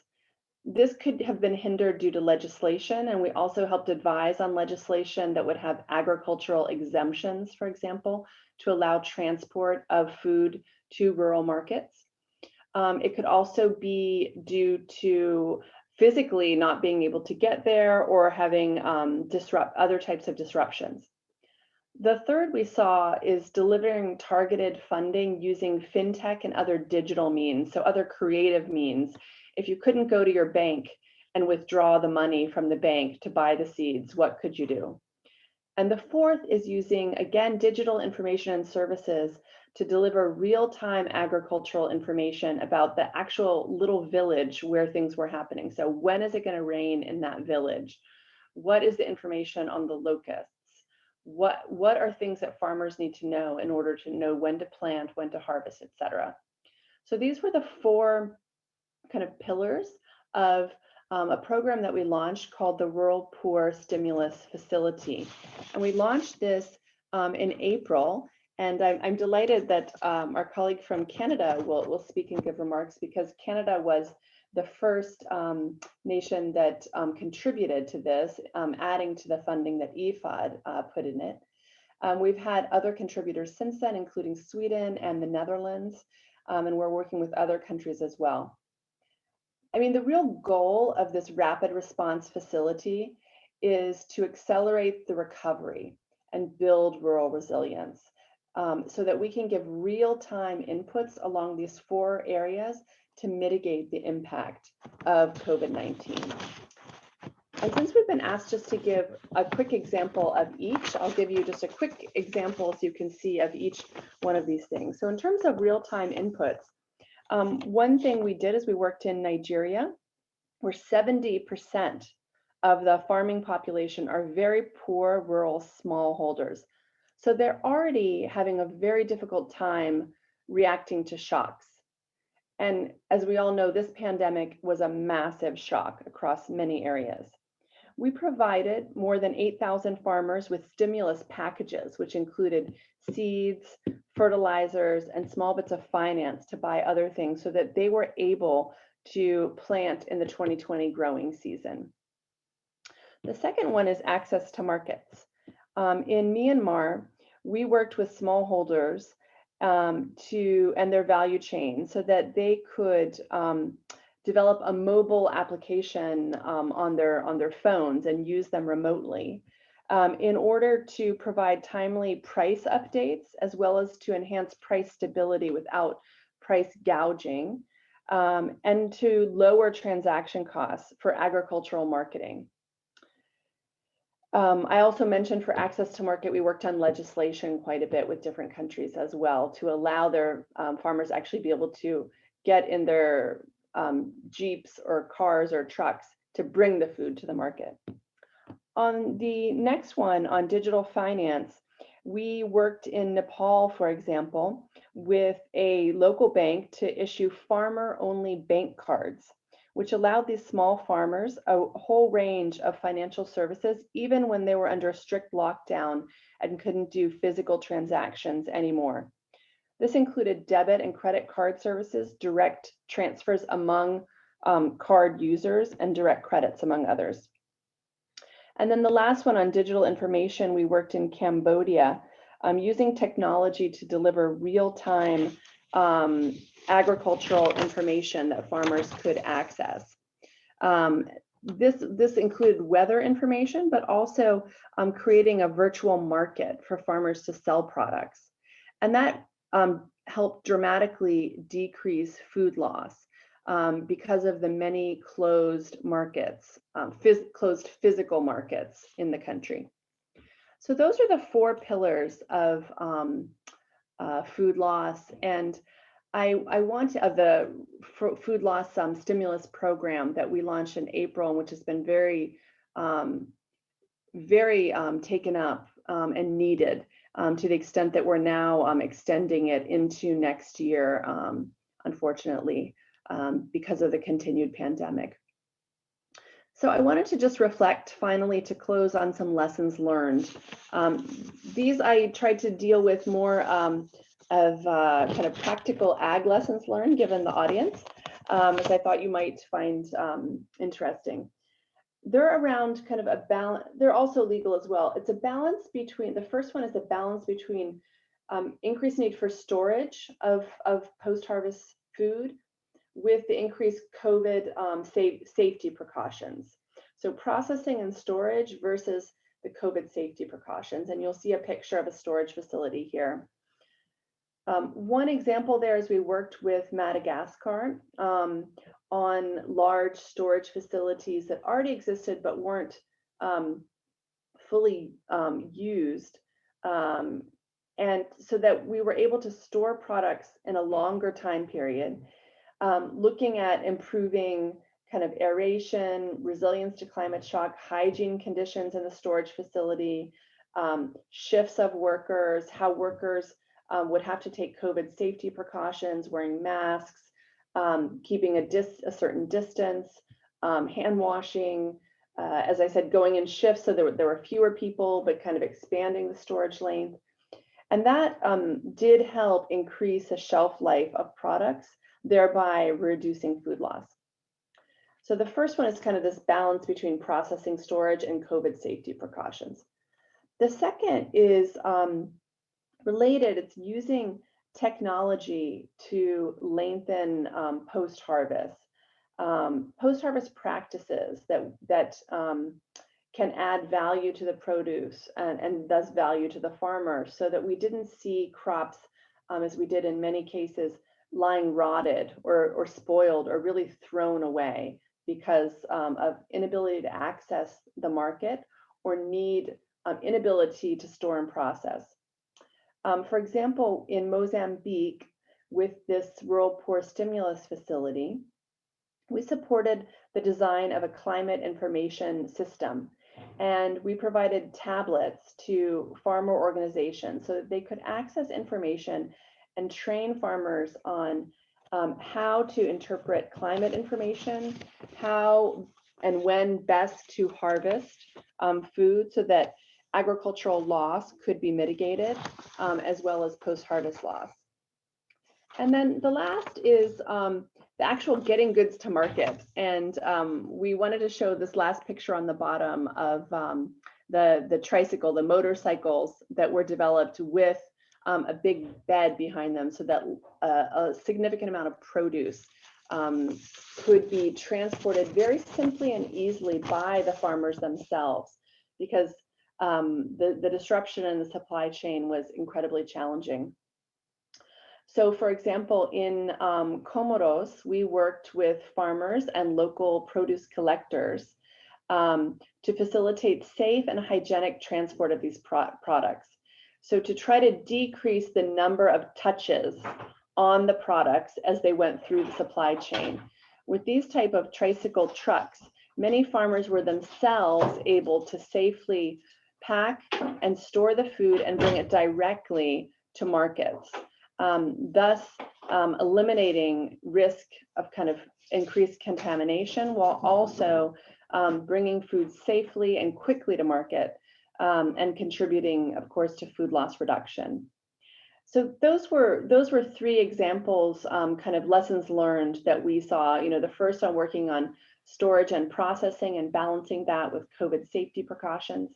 The second one is using the tablets and digital finance, fintech, and other really creative ways to get around not having markets. And the third is facilitating transport directly, kind of shortening the supply chain from the farmer directly to the market, also focusing on COVID safety restrictions. We've also been working, as Donata said, on really policy to legislation, and we're very involved at the actual legislation point in countries and how that actually impacts the rural communities with whom we work. It's just been, you know, a few months, about 6 months since we launched the Rural Poor Stimulus Facility, but I think that our initial views are that this kind of rapid response facility is incredibly needed because the harvest season, the planting season do not wait for the pandemic to finish. And so it's been incredibly important in supporting rural families, rural small-scale producers who are already on the very vulnerable and fragile, on the brink of falling into extreme poverty. And, you know, working with FAO on what is the best technology, what are the best seeds that we can add to these packages has been a really kind of inspirational, I'd say, experience. And it just shows that I think we need to work more closely together across the private sector, the public sector, public-private partnerships with other international organizations. IFA did just a couple years ago start financing directly with the private sector. We've just started a bit. Normally we are through governments, but this is an example, I think, of trying to work even more collaboratively together with institutions. In this way, I do hope that we can find really holistic, creative solutions using technology to these complex global problems that we're facing today. And that's certainly heartening to see what we have seen in the creativity in the smallholder farmers who themselves came up with many of these solutions, which we've then tested and are now piloting in other countries across the developing world. I'm hopeful that we can work on these to support global supply chains, the rural farmers, and really emerge from this pandemic together with greater resilience, and really take this as what lessons learned from here can we continue to focus on and implement to reduce food loss globally. Thank you, Marcia. Thank you, Donata. Thank you very much, Katie. And I thank you for adding your comments with those of Donata.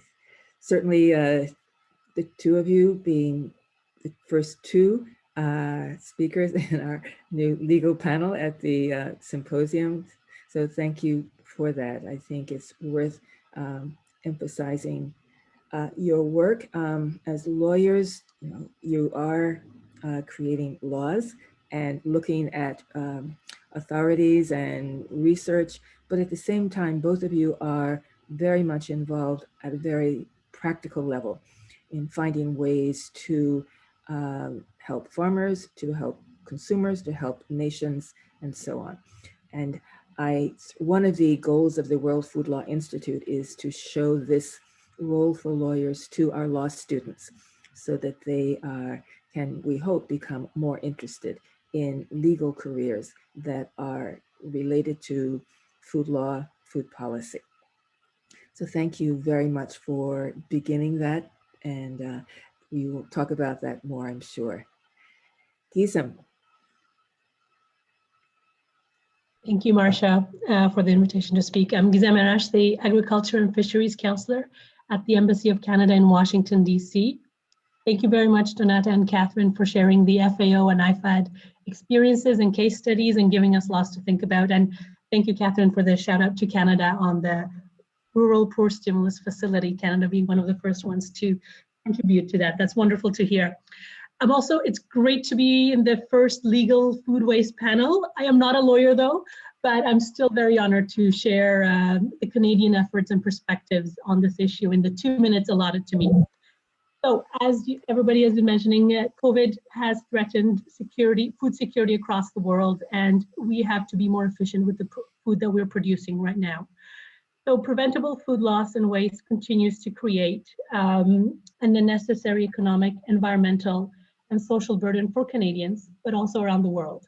So in June 2019, the Government of Canada prioritized food waste food waste reduction under its first ever food policy for Canada, which basically puts a long-term vision and broad outcomes for Canada's food system, as well as targeted investments in priority action areas to stimulate action on food loss and waste.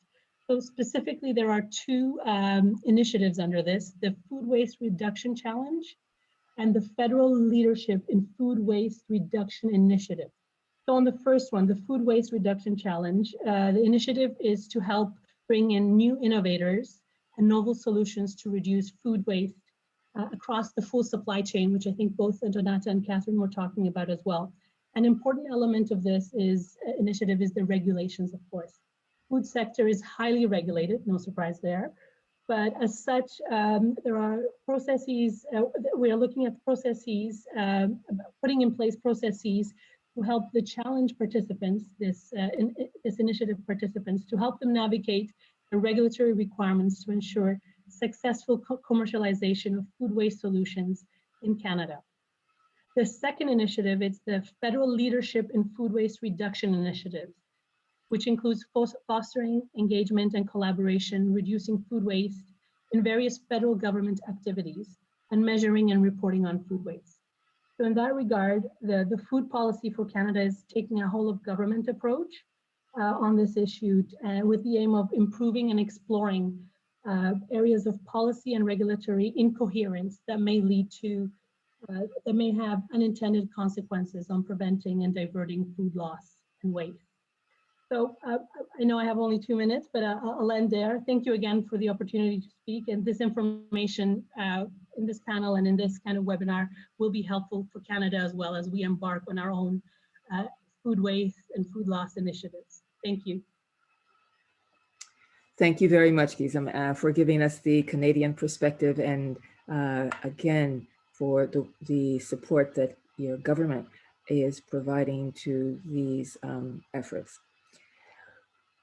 We said that we would try to leave time for some comments or questions from the participants after each panel. And many of you might not be lawyers or involved in legal or regulatory issues, but we would welcome your comments and your thoughts anyway. And I certainly reiterate my welcome or thanks to both Donata and Katie, because I think you are beginning an approach to our symposia, a legal approach that fits in with our name as a World Food Law Institute. So thank you very, very much for that. Gabe, I don't think I have missed a comment, but let me know if I have. Masha, there's one question, and I think this is addressed to either Donata or Catherine. The question is, regulatory challenges addressing food losses and waste should be considered holistically. Cost of losses and ethical issues around food rejection and subsequent loss in the food system due to stringent MR requirement are a big problem. Can anybody comment on that?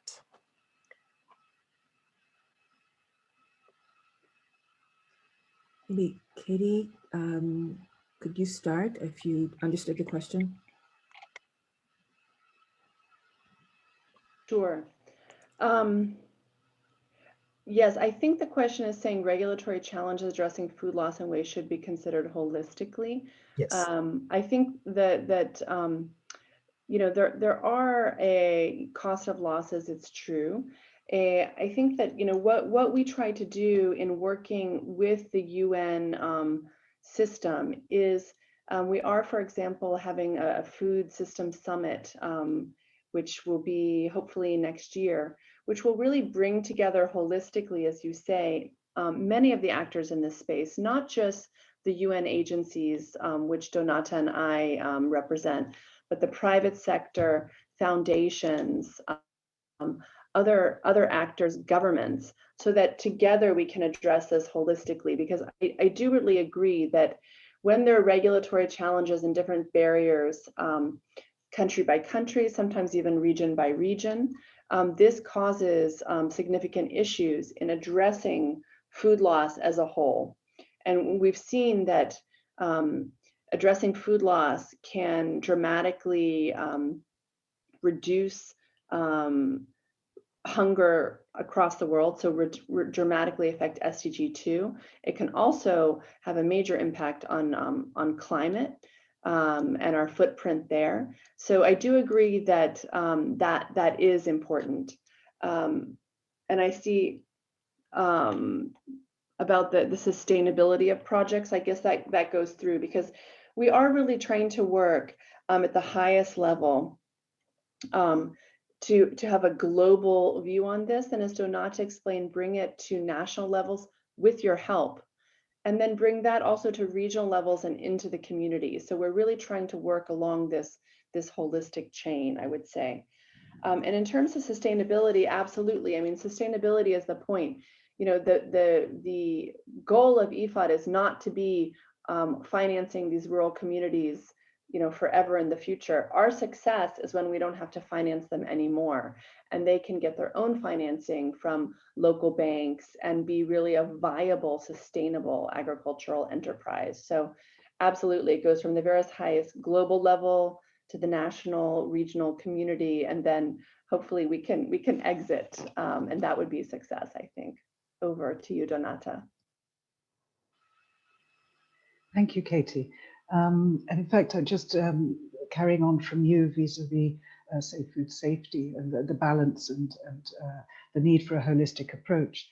I mean, in that regard, for us, the actual analysis of food safety requirements, food quality requirements, is an integral part of the strategy. You know, you can't compromise on food safety, but you need to assess to what extent your legislation, or to what extent you need measures in this context. You know, this is, you know, that for an effective food loss and food waste strategy, that analysis is essential as part of developing your policy and regulatory approaches. I did pick up, there was a question about food loss in developing countries and solutions. Here, at the risk of sounding like a lawyer again, I mean, here it's enabling environments, enabling regulatory environments that are key. You know, you need legislation. You need to know which institutions will actually play a role. You need to have mechanisms to engage all the actors, for example, you know, the private sector, the producers, civil society organizations. And that sort of, if you have that already sort of embedded in your legal framework, that is probably one of the most effective things you can do. Say, drilling down sort of more in very specific terms, here, as Katie indicated, you know, we've in fact learned a lot, or COVID has taught us a lot or shown us a lot. And there in developing countries, what we found was, say in many countries, for example, smallholders had difficulties with storage. For us, a targeted action there could be, say, a warehouse receipt system, or it could be, improving, access to markets. We found that, okay, many of the emergency mechanisms put in place stopped transport. So legislation needs to facilitate transportation. It also stopped people going to work. You need maybe flexibility there. So you need sort of maybe a review of your measures to see how they actually, to what extent they are essential, and to what extent you have this balance. As the colleague said who had commented, you need this holistic approach. Thank you. Over. Thank you very much, Donata and Katie, and I thank you for the question. I would just say that I know your question is addressed to our two legal counsel for their perspectives and their agency's perspectives. But I want to remind you that the Institute in its programs has taken what might be considered a holistic approach, but certainly a multidisciplinary approach to bring together different viewpoints, different experiences, and different perspectives.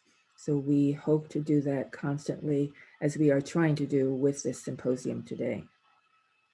So thank you very, very much, Donata, Katie, and Gizem for your comments for this panel. It's been very, very worthwhile, I think, and certainly presents a special perspective that we'd like to continue to include in our symposium as we go forward.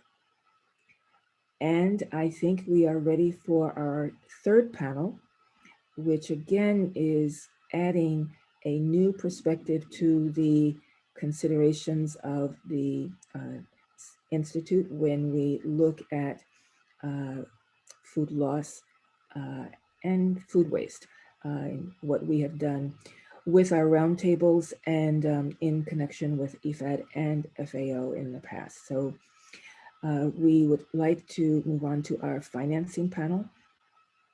And Geeta, I think you don't have slides. No, I don't, Marcia. All right, please, Geeta, thank you very, very much for joining us and leading off this third panel with a very special approach for us to food loss.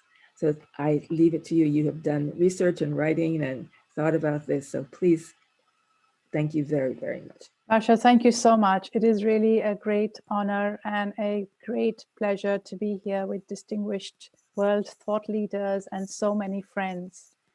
Let me put a little context to the story and then get into the financing, and hopefully I do it without taking too much time.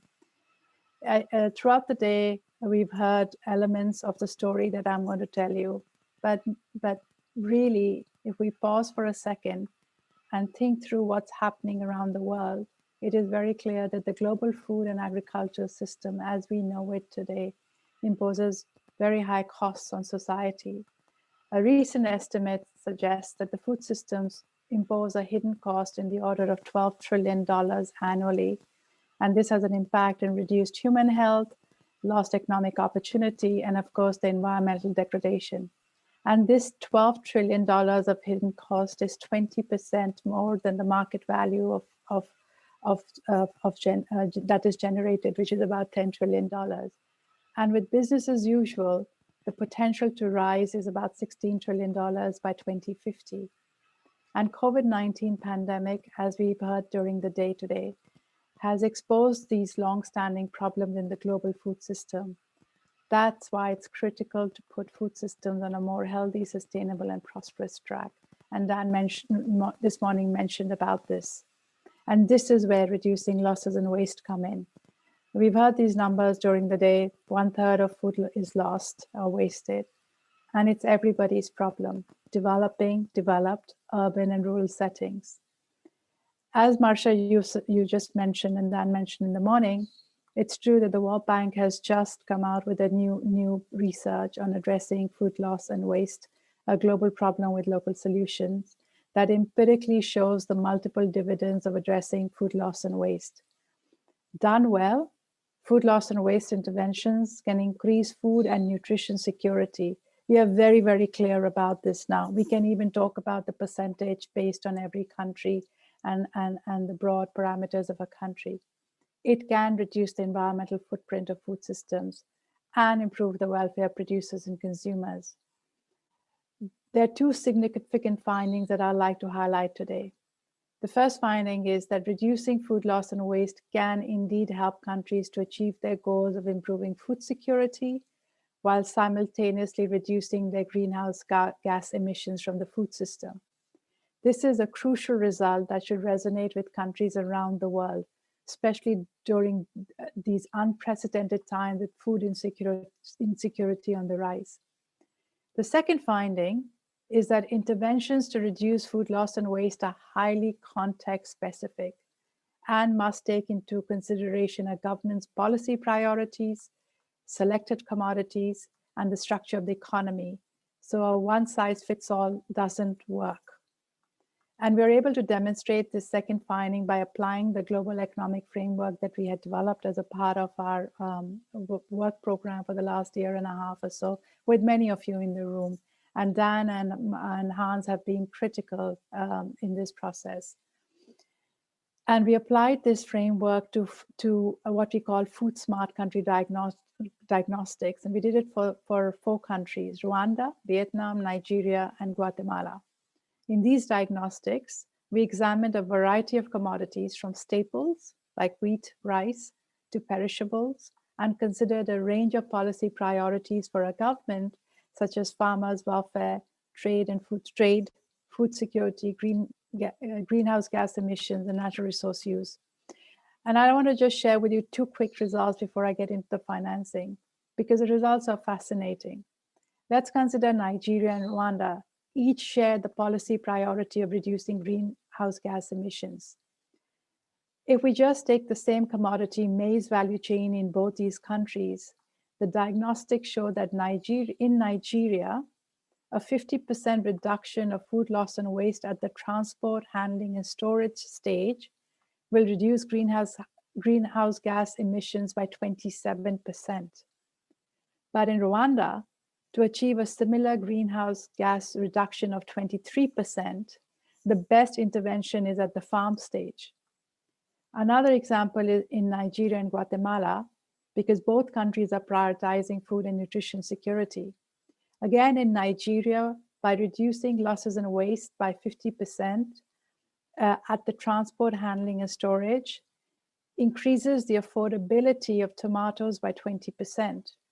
But in Guatemala, the reduction to get an increase of about 18% in terms of the affordability of tomatoes. The intervention should happen at processing and farm stage. And tomatoes is a proxy for perishables. We're talking about a world, and this is very interesting in terms of also the legal session that was preceding the financing session, where we're talking about sort of the food rights, if I may say so, very simply. So tomatoes is really a proxy of better nutrition in this case. And to have affordability increase by 20% can have huge impact in these countries on addressing on their nutrition security story. But more importantly, why do I highlight the importance of understanding country-specific hotspots and policy priorities? Because that is the only way financing options can be created into business cases. And I think that this kind of deep understanding of what's happening across the entire value chain, the country context, is why one may not have seen the kind of movement that is, is common sense and really sure win in terms of the broader policy priorities. In the world globally, we have 2 sources of financing, largely speaking. We have the public finance, and in case of agriculture, it's about 600 billion a year of subsidies. So repurposing the public finance story, because the current subsidy or the public finance support is creating unhealthy people and a bankrupt planet. So clearly there's room to do something with it. And the second is leveraging private finance. And the multilateral financing needs, or multilateral, bilateral, and even domestic financing needs really to come in to support unleashing of these bigger pots of money.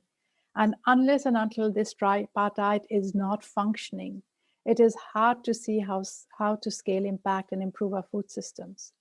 But most important, particularly with institutions like the World Bank and other IFADs and FAOs, it is most critical that governments need to recognize that food loss and waste is a symptom of a food system not set up to deliver, and that by addressing food loss and waste, it is in fact a solution to many of their broader policy priorities.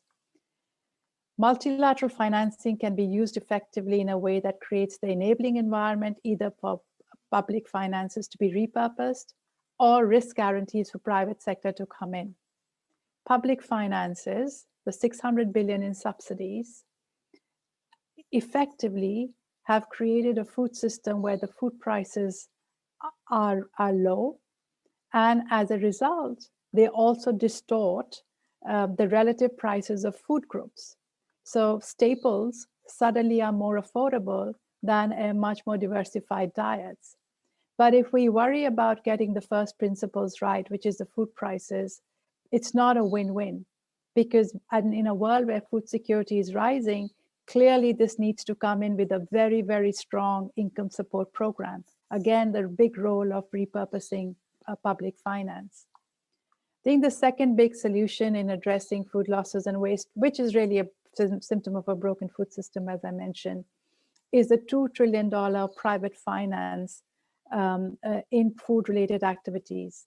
We need to create an appropriate de-risking platform of scale that allows private sector to invest in a way, or procure differently, or go to areas where they are needed in a way that we are able to address these losses and waste. And what is sending a very strong signal to governments is the consistent attention and appetite from the capital markets and investors to drive financing towards food loss and waste. Recently in the bank, about a year ago, we started a thematic, an awareness raising bond of food loss and waste. And to date, it has raised about $3 billion. And what this demonstrates is the level of commitment from investors, and the fact that if policies are aligned, the commitment of the investors it keeps going up, and that there is a huge appetite for these kind of thematic bonds. So overall, I think that this is something to really dig deeper in terms of what could be other kinds of innovative instruments. I also want to highlight another financing option that we have been working with Government of Netherlands, FAO, and many of you in the room in the process of thinking through such a facility, which actually takes the technical work, understands the hotspots, and brings governments and private sector to recognize exactly what needs to be done for the private capital to come in, for the corporates to come in with their solutions and technology. We're starting this with Nigeria and Rwanda, and hope to move into many more countries. It's clear that we just need a few and then there will be a domino effect where we can have a workable, scalable model. I think the other big piece that we have realized now through all of this work is there was a huge debate in terms of the collective around the world and development practitioners and corporates that agro-logistics in fact was a private good, and therefore there was very little room for public finance to come in and subsidize. But I think the piece, Global Problem, Local Solutions, the work that we've just finished has made it very, very clear that in fact, agro-logistics, cold chains there is a big role for public finances to play, because it does really get address the global good, which is of greenhouse gas emissions, and reduces that. And working and thinking through agrologistics and cold chains and a financial model to support it also has huge co-benefits towards health and vaccines, as we've been hearing about it. So what's very clear is $1 trillion problem annually cannot be solved through public financing. The capital markets have and will continue to play a significant role, and we remain committed to developing additional products that will help to close this financing gap. Thank you for this opportunity to address this very important agenda with all of you today. Over to you, Marcia. Geeta, thank you very, very much. Wonderful comments and giving us a great deal to think about today and into the future. So JB, I think you would be the next presenter. Wonderful. Thank you, Marcia. Thank you. Food safety hazards and food loss often move in tandem through supply chains, aiding and abetting each other and robbing people of sustainable access to safe, nourishing foods. Pope Francis expressed his view with the words, "Fighting against the terrible scourge of hunger means also fighting waste. To throw food away means to throw people away." Here are two sides of the coin. On the one side, unsafe foods are significant and pervasive causes of food insecurity and contribute to the persistence of poverty, hunger, malnutrition, diseases, and premature deaths. On the other side, food losses, defined as the decrease in quantity and quality of food along the supply chain, also create significant food security problems, making less food available and or food of poor quality. Efforts led by FAO and UNEP are seeking to enhance data credibility and understanding the causes of food loss, where they occur, their impacts, and the tools needed to assess and implement solutions, including the connections with food safety. 4 food safety data points from UN agencies and national governments shine a spotlight on the challenges and urgency to improve food safety ecosystems. 1, mycotoxins, including aflatoxins, which contaminate 25% of the world's food supply, expose 4.5 billion people a year to these toxins. 2, 1 in 10 people suffer from eating unsafe foods. Of these, 600 million people fall ill, and sadly, 420,000 die. 40% of the foodborne diseases occur among children under 5, causing 125,000 deaths. And finally, the economic cost of this is between $600 billion and $1 billion in lost income by farmers because of aflatoxin-related problems. What I'd like to do is frame the food safety, food loss connection for problem-solving purposes. Efforts are underway to enhance food safety and food loss data, especially credibility to better appreciate the impacts of food loss on nutrition, productivity, and natural resources. Here is a current snapshot of where the data points have been and where they may be heading. As was mentioned earlier, I believe by Dan Gustafson, the global report prepared for FAO in 2011 by the Swedish Institute for Food and Biotechnology estimated that annually food loss and waste was about 1/3 or 1.3 billion metric tons of the food that was produced. Also mentioned by Dan was that the new FAO report in 2019 that focused on moving forward on food loss and waste reduction presented fresh insights with 2 new indicators to estimate total food loss and waste. These measurements provide baseline data to understand the magnitude of the problem and to measure progress for achieving SDG target 12.3, which calls for cutting in half per capita global food waste at the retail and consumer level and reducing food losses along production and supply chains by 2030. The food loss index calculated by FAO measures how much food is lost from production to post-production.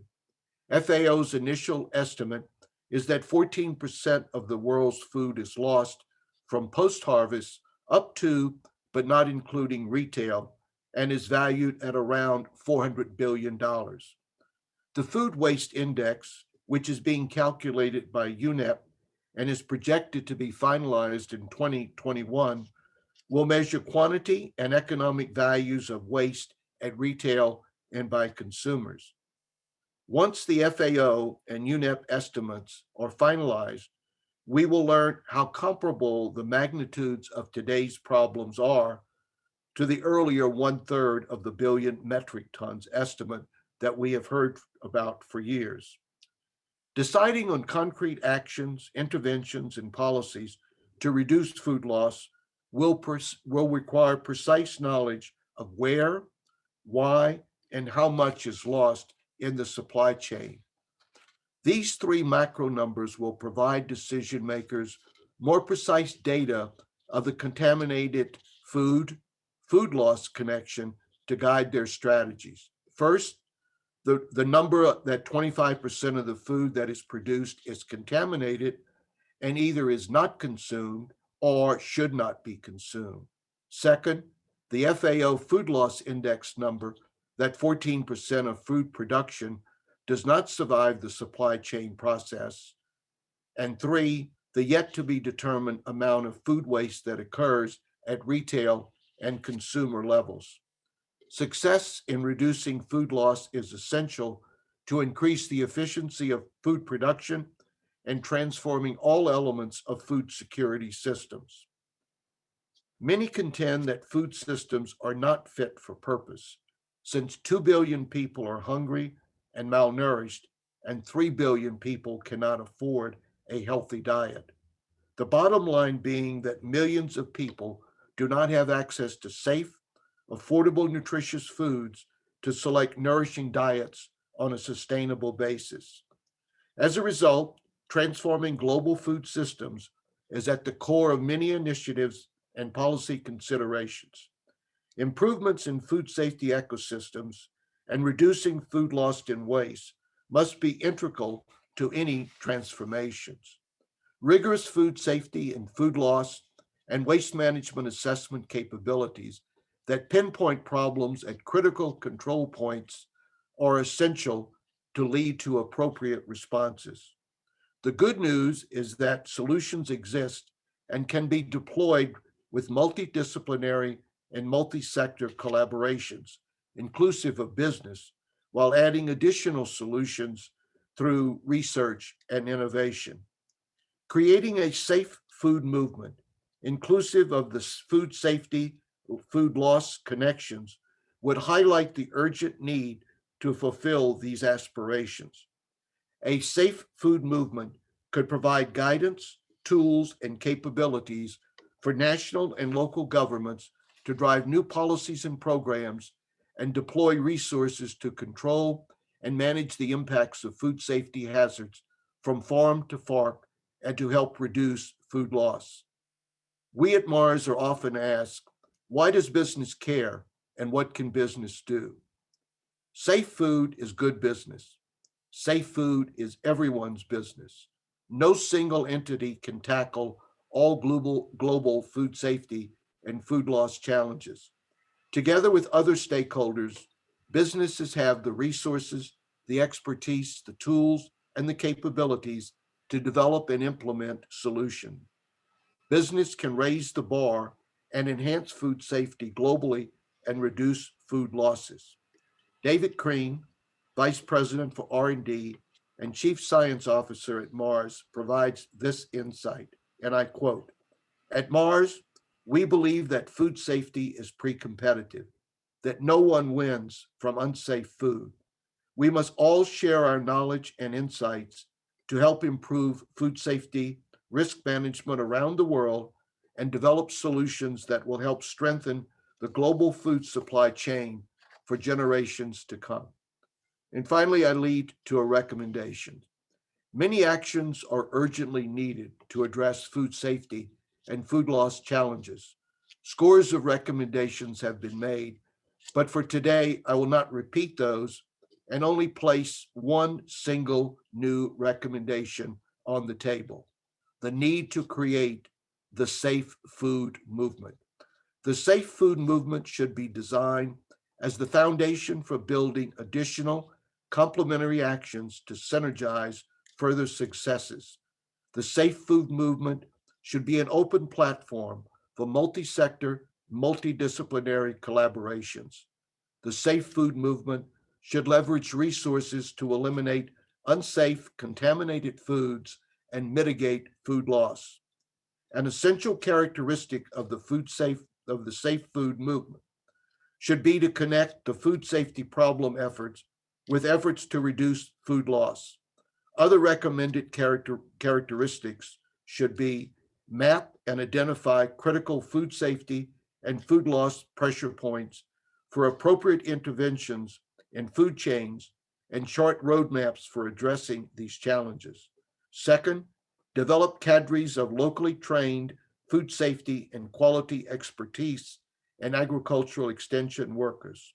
Third, facilitate interactive mechanisms to inform national country program planners, such as countries participating in FAO's hand-in-hand initiative, of the role that business can play and how country program planners can leverage business expertise. And finally, develop practical guidance that countries can access and collaborate with other stakeholders to enhance their ability to transform their food systems consistent with their local needs in practical and appropriate ways. The global community should enable and advocate for business and other stakeholders to find common ground to cooperate among UN agencies, national governments, and other sectors to support the potential of the safe food movement. And finally, let us always remember that if it is not safe, it is not food. Thank you. Thank you very much, Davey. And that is something that will stay in our minds, probably your last sentence. So it's something to be remembered.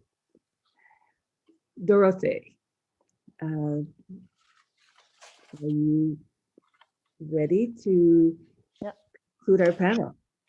Yeah, thank you. A very, very special perspective and different approach that I think we in the United States and maybe in other places are not absolutely familiar with. So thank you for being with us again. Thank you, dear Marsha, for this wonderful introduction. So, and thank you for asking Solal to contribute to the discussion. I'm very proud and honored to be re-invited by the World Food Law Institute to focus on public-private partnership between our association and the French public authorities to help them to fight against food insecurity. And by the way, Solal contributed to the hierarchy of food waste in the law mentioned by Donata. So why Solal? So before, let me give you a brief outline of our association and why it has been created. So Solal stands for, what about my, shall I share the screen or is it down? Oh, I can't hear you. I'm sorry. Yes, would you share the screen, please? Ah, okay, sorry, I didn't know, okay. So I thought it was down automatically and I can't share the screen. So no, I've got no, nothing. Ah, yes, I saw it. Okay. So, okay. So can you see my slides?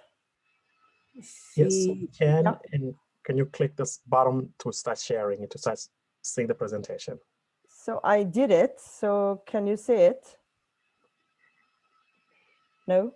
It's yeah, we can see, but we can see your notes on the bottom. When you start the presentation, it should take the notes away. Okay. Okay.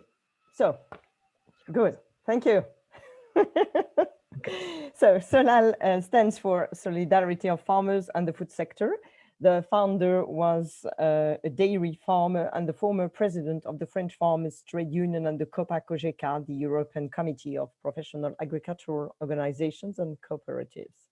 All began with his indignation at people being hungry in France I can't stand seeing hungry people in my country.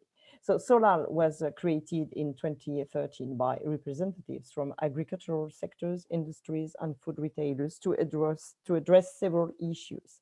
Firstly, the socio-economic context is worrying in France. As you know, we face a social and nutritional divide, the increase in deprived people, and the worst is yet to come with the COVID crisis. A rise in pathology linked to an unbalanced diet, and a lack of fresh produce in the food given out by the charities. Secondly, the reasons for unsold products are varied. Most of the time, they do not depend on the will of farmers. For example, market saturation, weather conditions, political decisions, lockdown, consumer behavior, unfair trade practices, refusal of pallets or off-size fruit and vegetables. Thirdly, obstacles for the donations needed improvement because, so that was the next slide. Okay, so you see all the reasons for unsold agricultural products. And thirdly, obstacles for the donation needed improvements because of a huge potential of edible off-size fruit and vegetables, because donating is time consuming. The farmer has to run his farm as company boss. Moreover, volunteers in the charities are not always present because of a lack of regularity and diversity as well of the food products given, and because of the importance of logistics. Who will bear the cost? Products and logistics are to be considered at the same level. So let me explain now how we tackled all these issues. Solal completes the food aid chain in France. It is the missing piece of the puzzle. We bridge the gap between farmers and charities. We intervene upstream from the food aid association, like the food banks, to facilitate the organization of the donation. So we don't prepare meals like DC canteens. Our objectives are to promote donations from farmers, facilitate logistics, contribute to a balanced diet, and tackle food waste. So how it works? Without any algorithm. For farmers, they can call the hotline, fill in an online declaration, send an email. This is the hotline with the red, with the red line. Then we ask for the specifications of the donation, the reason for the donation, the quantity, the conservation, the packaging, the possibilities of transport. We ask the farmer if he wants to choose a charity. If not, we work with the national and accredited food aid associations. Then we organize the donation and propose a divide as equitable as possible among the answering charities. We also give an after donation service to organize the sending back of returnable packaging to help the farmer to fill in an application for a tax reduction, because in France, you can benefit from a tax reduction when you donate. Because of our efficiency, since 2013, we have supplied 19.5 million tons of agricultural products. That is the equivalent of 39 million meals. We were asked by the public authorities to contribute to the public food policy. First of all, the Ministry of Health. In France, the French Ministry of Health relies on the associations to tackle poverty. They are consulted, and since the COVID crisis, we are regularly invited to testify about the problems faced in the field operatives. Since 2018, Solal is supported by the Ministry of Health for spinning off. The objective of the support is to set up Solal in the French regions so that we can boost the quantity of food donations. We rely on existing stakeholders linked to the agricultural sector, such as branches of the Farmers' Trade Union or the regional chambers of agriculture, a public organization which gather farmers and that is consulted by the government. These organizations know the specificities, the production of their area very well, and they can prepare the field for the spin-off. Our objective is to create a new association, Solal, in each of the 13 French regions. Recently, and to face the increase in the number of people in precarious situations, the Ministry of Health has given a new financial support to Solal to accelerate the creation of 4 new associations before the end of this year. This support improves the efficiency of our branches and finances their activities for 1 year. Then we have to find new financement from the local authorities. Solal is also working with local authorities. Since the COVID crisis, it brought a lot of things. They gave them financial support to so that, since the COVID crisis, the local authorities give to local food associations financial support so that these associations can purchase products directly from the farmers. So they will kill 2 birds with 1 stone. On the one hand, they create a new market for farmers whose clients, like restaurants, are closed because of lockdown. And on the other hand, they enhance fresh products given out to the most deprived people. Solal is regularly asked to facilitate this new circuit, to bridge the gap between farmers and food associations, and to organize the donations. So I won't keep you any longer from your lunch, your dinner, or whatever. Thank you very much for your attention. Thank you very much again for contributing to our discussions regarding food loss and food waste, and for informing us about the special approach that Solal takes and its relationship with the Ministry of Health. So I think, again, showing how there is a relationship between food loss and nutrition and health. So thank you very, very much for that. Joy? Yes, good afternoon, Marsha. Yes, welcome again, and thank you. Yes, so good afternoon, everyone, and thanks for the opportunity to offer a few comments and questions. So we thank our 3 panelists from World Bank, Mars Incorporated, and Solal for the presentations, highlighting examples of solutions, especially financing solutions that can help make food loss and waste reduction initiatives work for the health and wealth of people, of economies, and our planet. One cannot overemphasize how financing is crucial to allow the reduction of food loss and waste be an important contributory element in a multidimensional strategy to help feed and nourish the world, include poor farmers in enjoying the wealth created by food systems while reducing associated environmental footprint. For a country like the Philippines, the appeal of food loss and waste reduction initiatives will be towards how this could better contribute to policy goals of economic efficiency, food security, farmers' incomes, trade, sustainability, and resilience. So it's so nice to hear from Geeta that the recent World Bank study affirms that there is much promise to address this several policy goals, including food security. I wish to mention that the Philippines participated in the APEC multi-year project from 2013 to 2018 entitled Strengthening Public-Private Partnership to Reduce Food Losses in the Supply Chain, spearheaded by Chinese Taipei.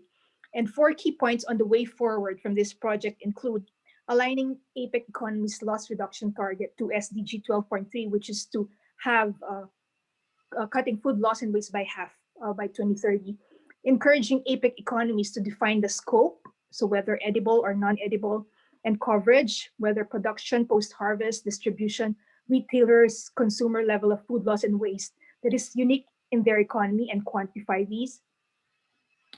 Encourage APEC economies to use the handbook developed by APEC in estimating their own economy's food loss and waste, which is a compilation of quantification methods. And 4th, continue public financial support, especially on post-harvest facility support, improved handling and transportation, capacity building, and educational campaigns on the existence and effect of food loss and waste to the available food supply, and inculcate in the minds of government, policymakers, retailers, and consumers so that appropriate solutions on how to reduce losses will be implemented. Now, given this backdrop, I have a few comments and questions for our panelists. So Geetha, for example, mentioned the Food Smart diagnostic tool. So if she could, I guess we have quantification methods. Once you've quantified the losses, now it's the time to strategize and identify where it would be most impactful to do the initiative. So maybe World Bank can tell us more of like if more countries would like to have that use of that diagnostic tool, how can World Bank assist? And then for all the three panelists, it has been noted that new technologies, including disruptive technologies, have the potential to help reduce food loss and waste. However, food systems seem to be lagging in creation, adoption, and the use of new technologies. And the key sector in the food system is agriculture, where food is created. But despite being one of the largest employers and key contributors to developing countries' GDP, agriculture pales with other sectors like the health sector in the number of related startups and level of investment. And I got that from the World Bank report. So can you please share us your thoughts on which financial instruments or funding mechanisms has most promise to tap, especially by developing countries, to help unleash that potential for technologies to be commercialized and raise levels of investment in startups in helping transform the agriculture sector, reduce waste, and transform food loss and waste for commercial and nutritional use. And I think the World Bank study also mentioned about using capital markets, and it mentioned about patient capital. Is there which can complement traditional venture capital and philanthropy? Patient capital, I think, is an emerging asset class and uniquely positioned to finance food systems, innovation, and technology on the ground. And so can you tell us more about how to mobilize or how to encourage developing this so-called patient capital for food loss and waste reduction initiatives? And also, apart from multilateral cooperation, and this is the last point, how about bilateral cooperation? Are there ideas to help accelerate work for bilateral cooperation? And of course, I'm biased, I'm here in the United States. So for example, bilateral cooperation with the US, which can perhaps be bridged by private companies or maybe the academe or nonprofits like Solal to bridge bilateral cooperation between countries. So I'm sure the other attendees have other questions, but thank you so much for the symposium to the organizers, FAO and the World Food Law Institute. These ideas will be useful also for the Philippines in crafting our strategic plan to address food loss and waste in the country. Thank you. Joy, thank you very, very much. And your questions show that we could have another roundtable to discuss some of the issues that we have not been able to finalize today with our symposium. But maybe let me take your question about patient capital. Geetha, do you have a comment, a quick comment about or answer to Joy's question about patient capital? Sure, Marsha. Let me give an attempt at this. I think Joyce is exactly right. There is a lot of capital, and agriculture and food is the least disrupted. I think what we've not been able to do very well to scale is really think through what's stopping this capital to come in. I mean, is it just the regulatory environment, unpredictability of some of the policy framework, or that there needs to be an additional incentive in terms of some kind of a first loss guarantee and other kinds of equity instruments? And I think this is where our head is now in terms of how to really capture that market. And there have been a lot of little boutiques really on different kinds of little models of innovative financing, innovative instruments.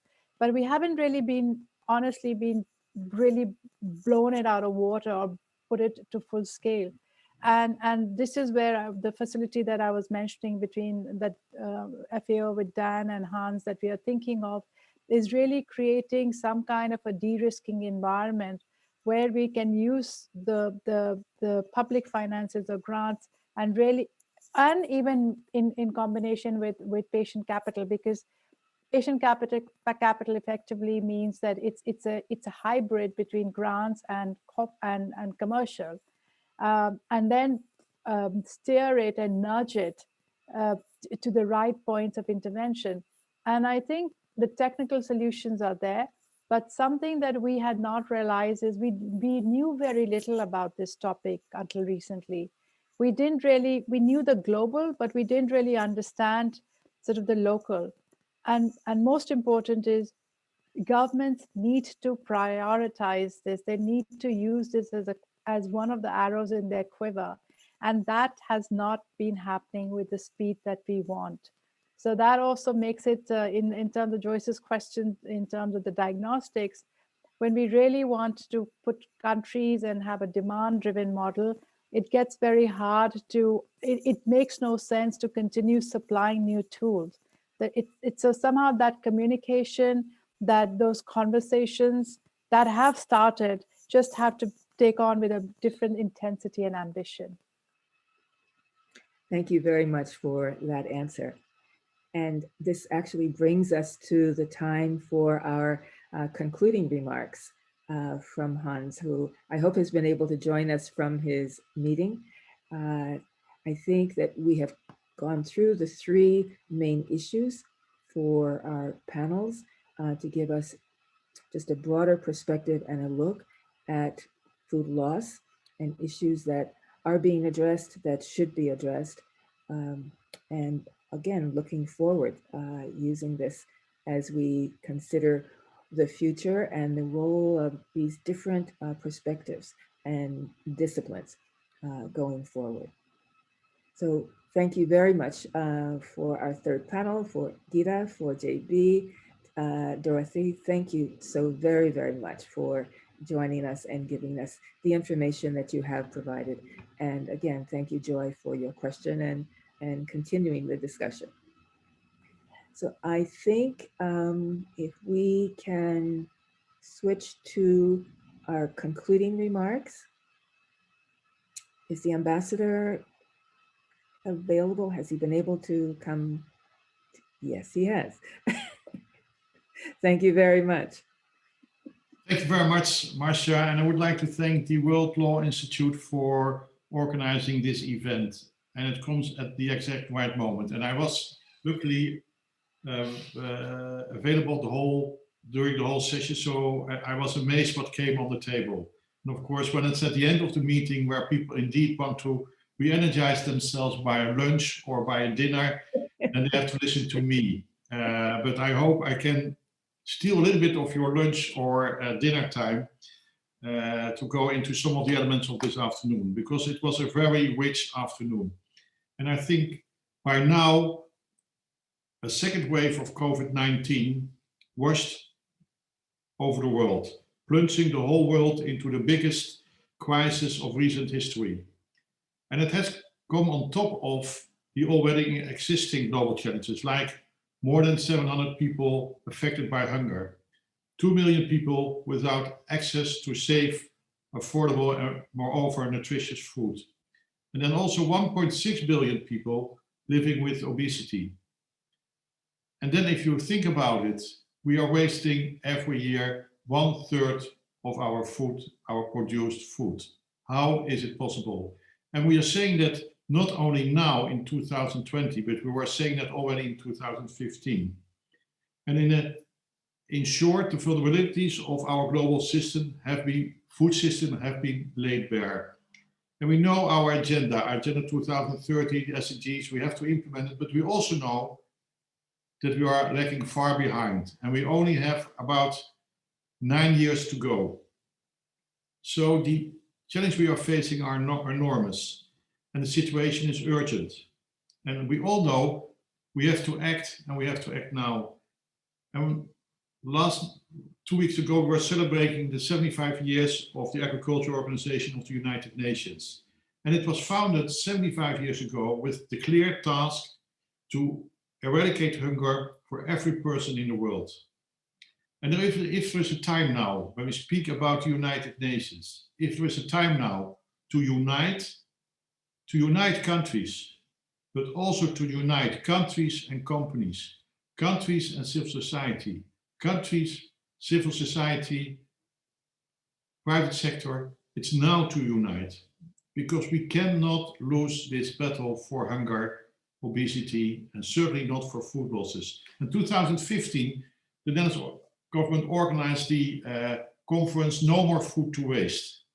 And from that, there was a group, the Champions 12.3, were evolved from that international conference, focusing on especially food waste. And I'm not going to give a negative picture, because a lot of things happened since 2015. We have the Champions 12.3, a leadership group of CEOs of the private sector, international organizations, civil society, but also governments. But the question, of course, is, are we calling each other enough to action and for action?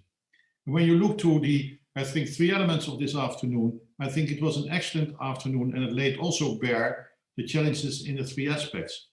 Because when you look to, I start with, for example, the legal aspects. I think without a legal basis, nothing will work, neither for government, but also not for the private sector.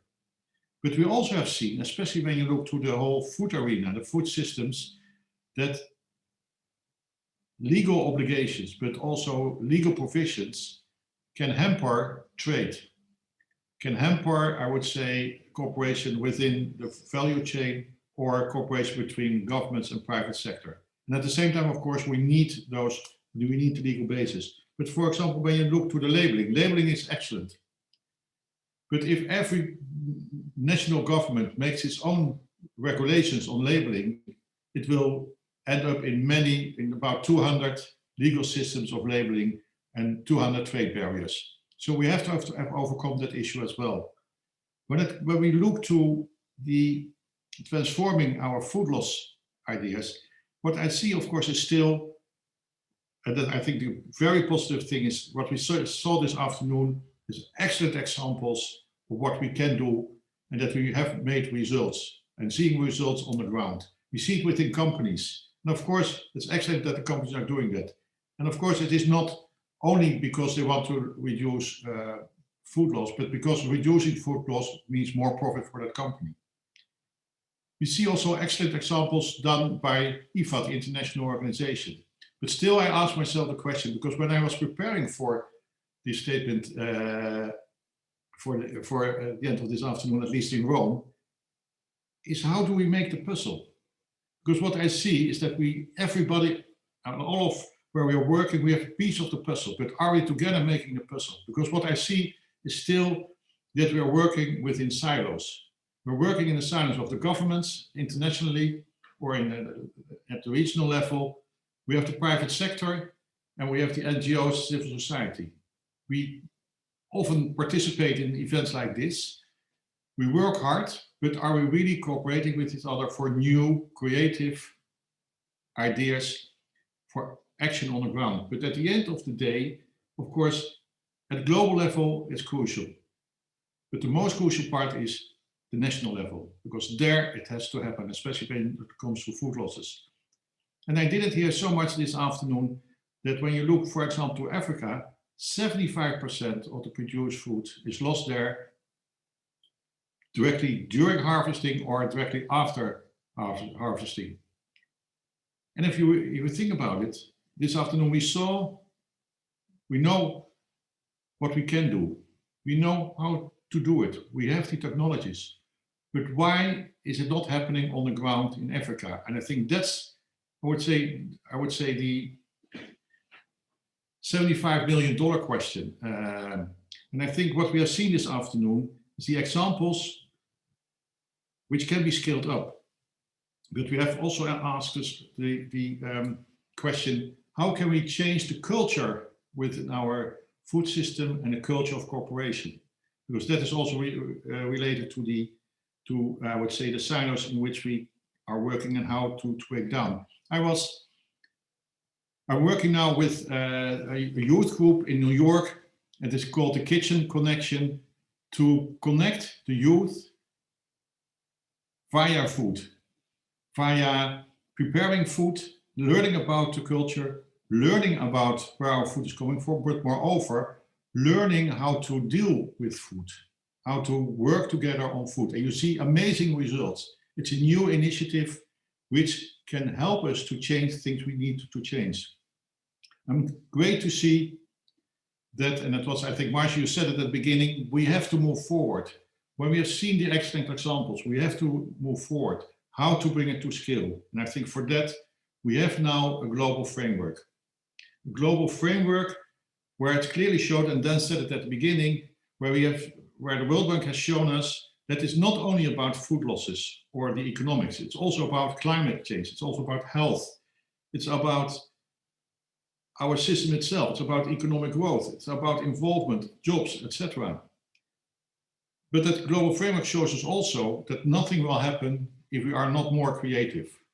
That if we bring it to the ground, and I think also there, it shows us that we have to work at the country level. And then of course we say it has to be owned by the government. And I would dare to say, no, it should not only be owned by governments. It should also be owned by the private sector and by the investors with the support of, I would say, NGOs and civil society. Because I think we speak always, certainly also in New York and in Rome, about public-private partnerships. But I would change that narrative. I think we should speak about private-public investment consortia, because it's a different meaning. Public-private, public-private partnerships are saying we do what we are doing now, we try to upscale it, but doesn't bring us the real change we need. And I think if we speak about private-public consortia, going to the country level, sitting together with not all stakeholders, but the 5, 6, 7 crucial stakeholders, based on a country analysis, where it's shown where the food losses are, with which commodities in which part of the value chain. And then ask the question to the private sector, what do you need from us? And I would say from governments and from international organizations, what do you need from us to get your investments in this country? Because I know that private sector companies are willing to invest. I've seen it with Unilever, I've seen it with DSM, I've seen it with, I would say, in all regions of the world, especially I would say in the United States, but also in Asia and Africa. But you have to bring them together. And indeed, it is about risks. It's about trying to help them to solve the first risk. But we have the funding. We have now, the World Bank is saying it, but we have also regional and I would say national banks who are willing to, in a consortium, to finance those risks, to make those investments possible. And we have seen with DSM in Rwanda, a marvelous story. There's not time enough to say it, but it's a marvelous story how you can grow from 5,000 farmers to 30,000 farmers producing food, which is now being used by the World Food Programme for their humanitarian support. I think that's the direction where we have to go. And it means, of course, bold and transformative action. It says something about how to bring it to scale. But the most important thing is, I think, as we are sitting here now in this virtual room, do we dare to take that creative step? Do we dare to step into a private-public consortium in Nigeria, in Ethiopia, or in Kenya to really tackle the food losses? Because I think that's what's at stake at this moment. We are called to action. We are called for concrete action. And perhaps not all the legal aspects are sorted out. But I think I'm myself a lawyer, but sometimes you have to dare to take the step when not everything is already laid down in rules or procedures.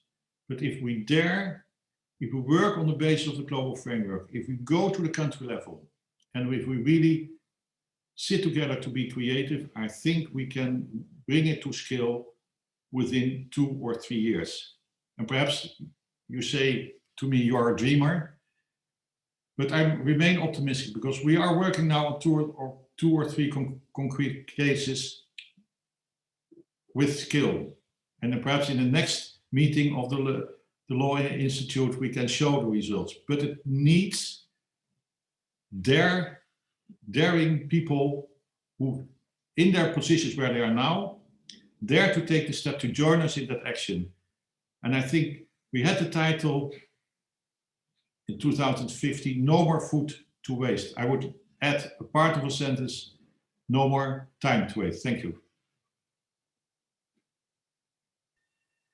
Thank you very much, Mr. Ambassador. And that was a perfect conclusion to a day in which we have addressed many issues, heard the views of many persons who are very much actively involved and knowledgeable in this area. But your comments and one of the questions that came up, this question about a holistic approach, I think are raising challenges to us as we think about how to go forward and what should be next for us. I certainly agree that lawyers can address challenges. And as lawyers, we should not retreat from challenges. Certainly for Howard, which is responsible for the work on civil rights in the United States, and now has produced a graduate who is Vice President-elect of the United States. We are up for challenges. So I think we can consider that and see what the role of the World Food Law Institute could be. The other thing I would just say is in terms of challenges in looking at things differently, I hope everyone will look at the participants in our program today and see that we have tried to make a difference in terms of the involvement of different categories of persons, and certainly many women in the program today.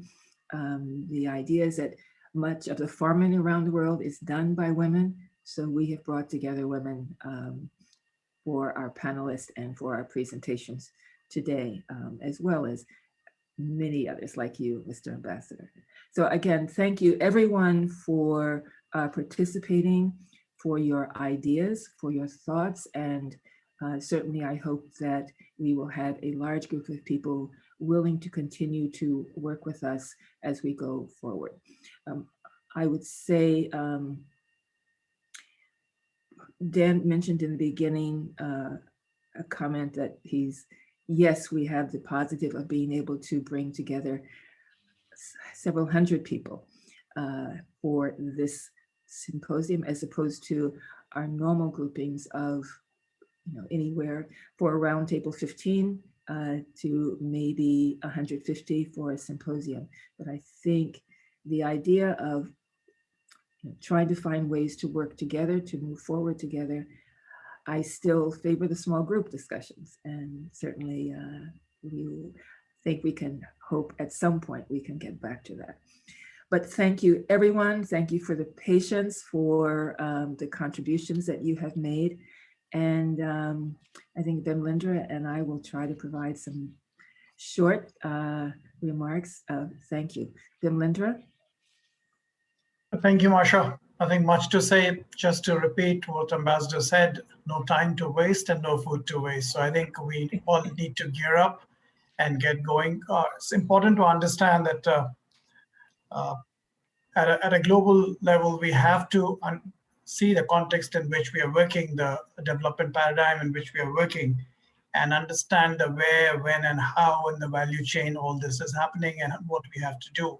And at the same time, we also must understand that food loss and waste, as came out very clearly, is impacting not just the food security part of it, but has other implications, whether it be resources or whether it be environment, greenhouse gases. So we also must understand at which stage of the value chain we are actually concentrating our efforts, policies, legislation on. I think Geeta hit the nail on the head when she mentioned that it's important to bring all forms of capital in, and to do that, de-risking of capital is extremely important. So you will not get investment venture capitalists walking in to this arena if government is not coming forth to de-risk the capital coming in. So whichever form, from philanthropy to venture capital, whatever be the return that you're looking at, it's got to be de-risked at some level. So given all that, I think it was a fantastic webinar. We never have these webinars with an idea to provide our listeners with final solutions with which they can go back home and start implementing something. The idea is to give you food for thought, to give you various points on which you can then work more and develop your own solutions. And I think in that respect, we really succeeded, bringing forth financial models, bringing forth innovation, research, and other aspects of food security. So thank you all, and also the country perspective, which came from Ghana, Philippines, etc., and Ambassador from Netherlands. So thank you very much for all the people who have joined in today. And a big thank you to all our panelists from FAO, from IFAD, World Bank, civil society, private sector, and last but not the least, big thank you to World Food Law Institute and Marsha, who now will hopefully strengthen this movement, knowing that she has good backing coming from powers that be in this country. So let's look forward to some more fantastic symposiums and seminars going forward. Thank you, Marsha, and thank you, everyone. I thank you again, Bimlendra. It's been wonderful to work together with all of the speakers and with FAO today to make this program a reality. And certainly I encourage participants, speakers, panelists, to suggest to the World Food Law Institute ways in which, or issues about which we might go forward. We will be meeting soon to consider what will be our theme for the coming year. Probably moving on from food loss, but it could be that we consider an aspect of food loss that has been mentioned today. So we would welcome your thoughts. We would welcome in particular those of you who would like to continue to be involved as we go forward with our programs.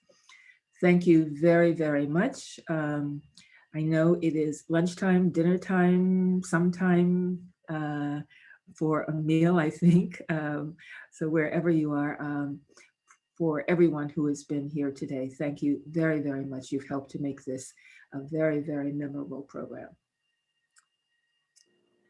Thank you, Marsha. Thank you very much, Dorothy. Thank you, Marsha. Thank you. Thank you, everyone. Thank you, everyone. Thank you, everyone. Thank Thanks, you, everyone. Dan. It was great to see you. Thank you. Thank you. Dan, you're there. I don't know whether you want to say something at the end. No, I think it was just a wonderful event, and congratulations to you, Marsha, and the Washington office, and to all the presentations. I mean, I learned a lot, and I'm sure we all did and are taking away really important messages. So thank you all. Thank you to you. I can't do a gallery view. I've been in international meetings where there's a gallery view of everyone saying goodbye in their national language. And so we can't do that today, I think. But again, thank you for those of you from around the world who have been involved in the symposium today. And enjoy your day, everyone. Thank you, Marsha. Thank you very much, Marsha. Au revoir. Bye. Thank you.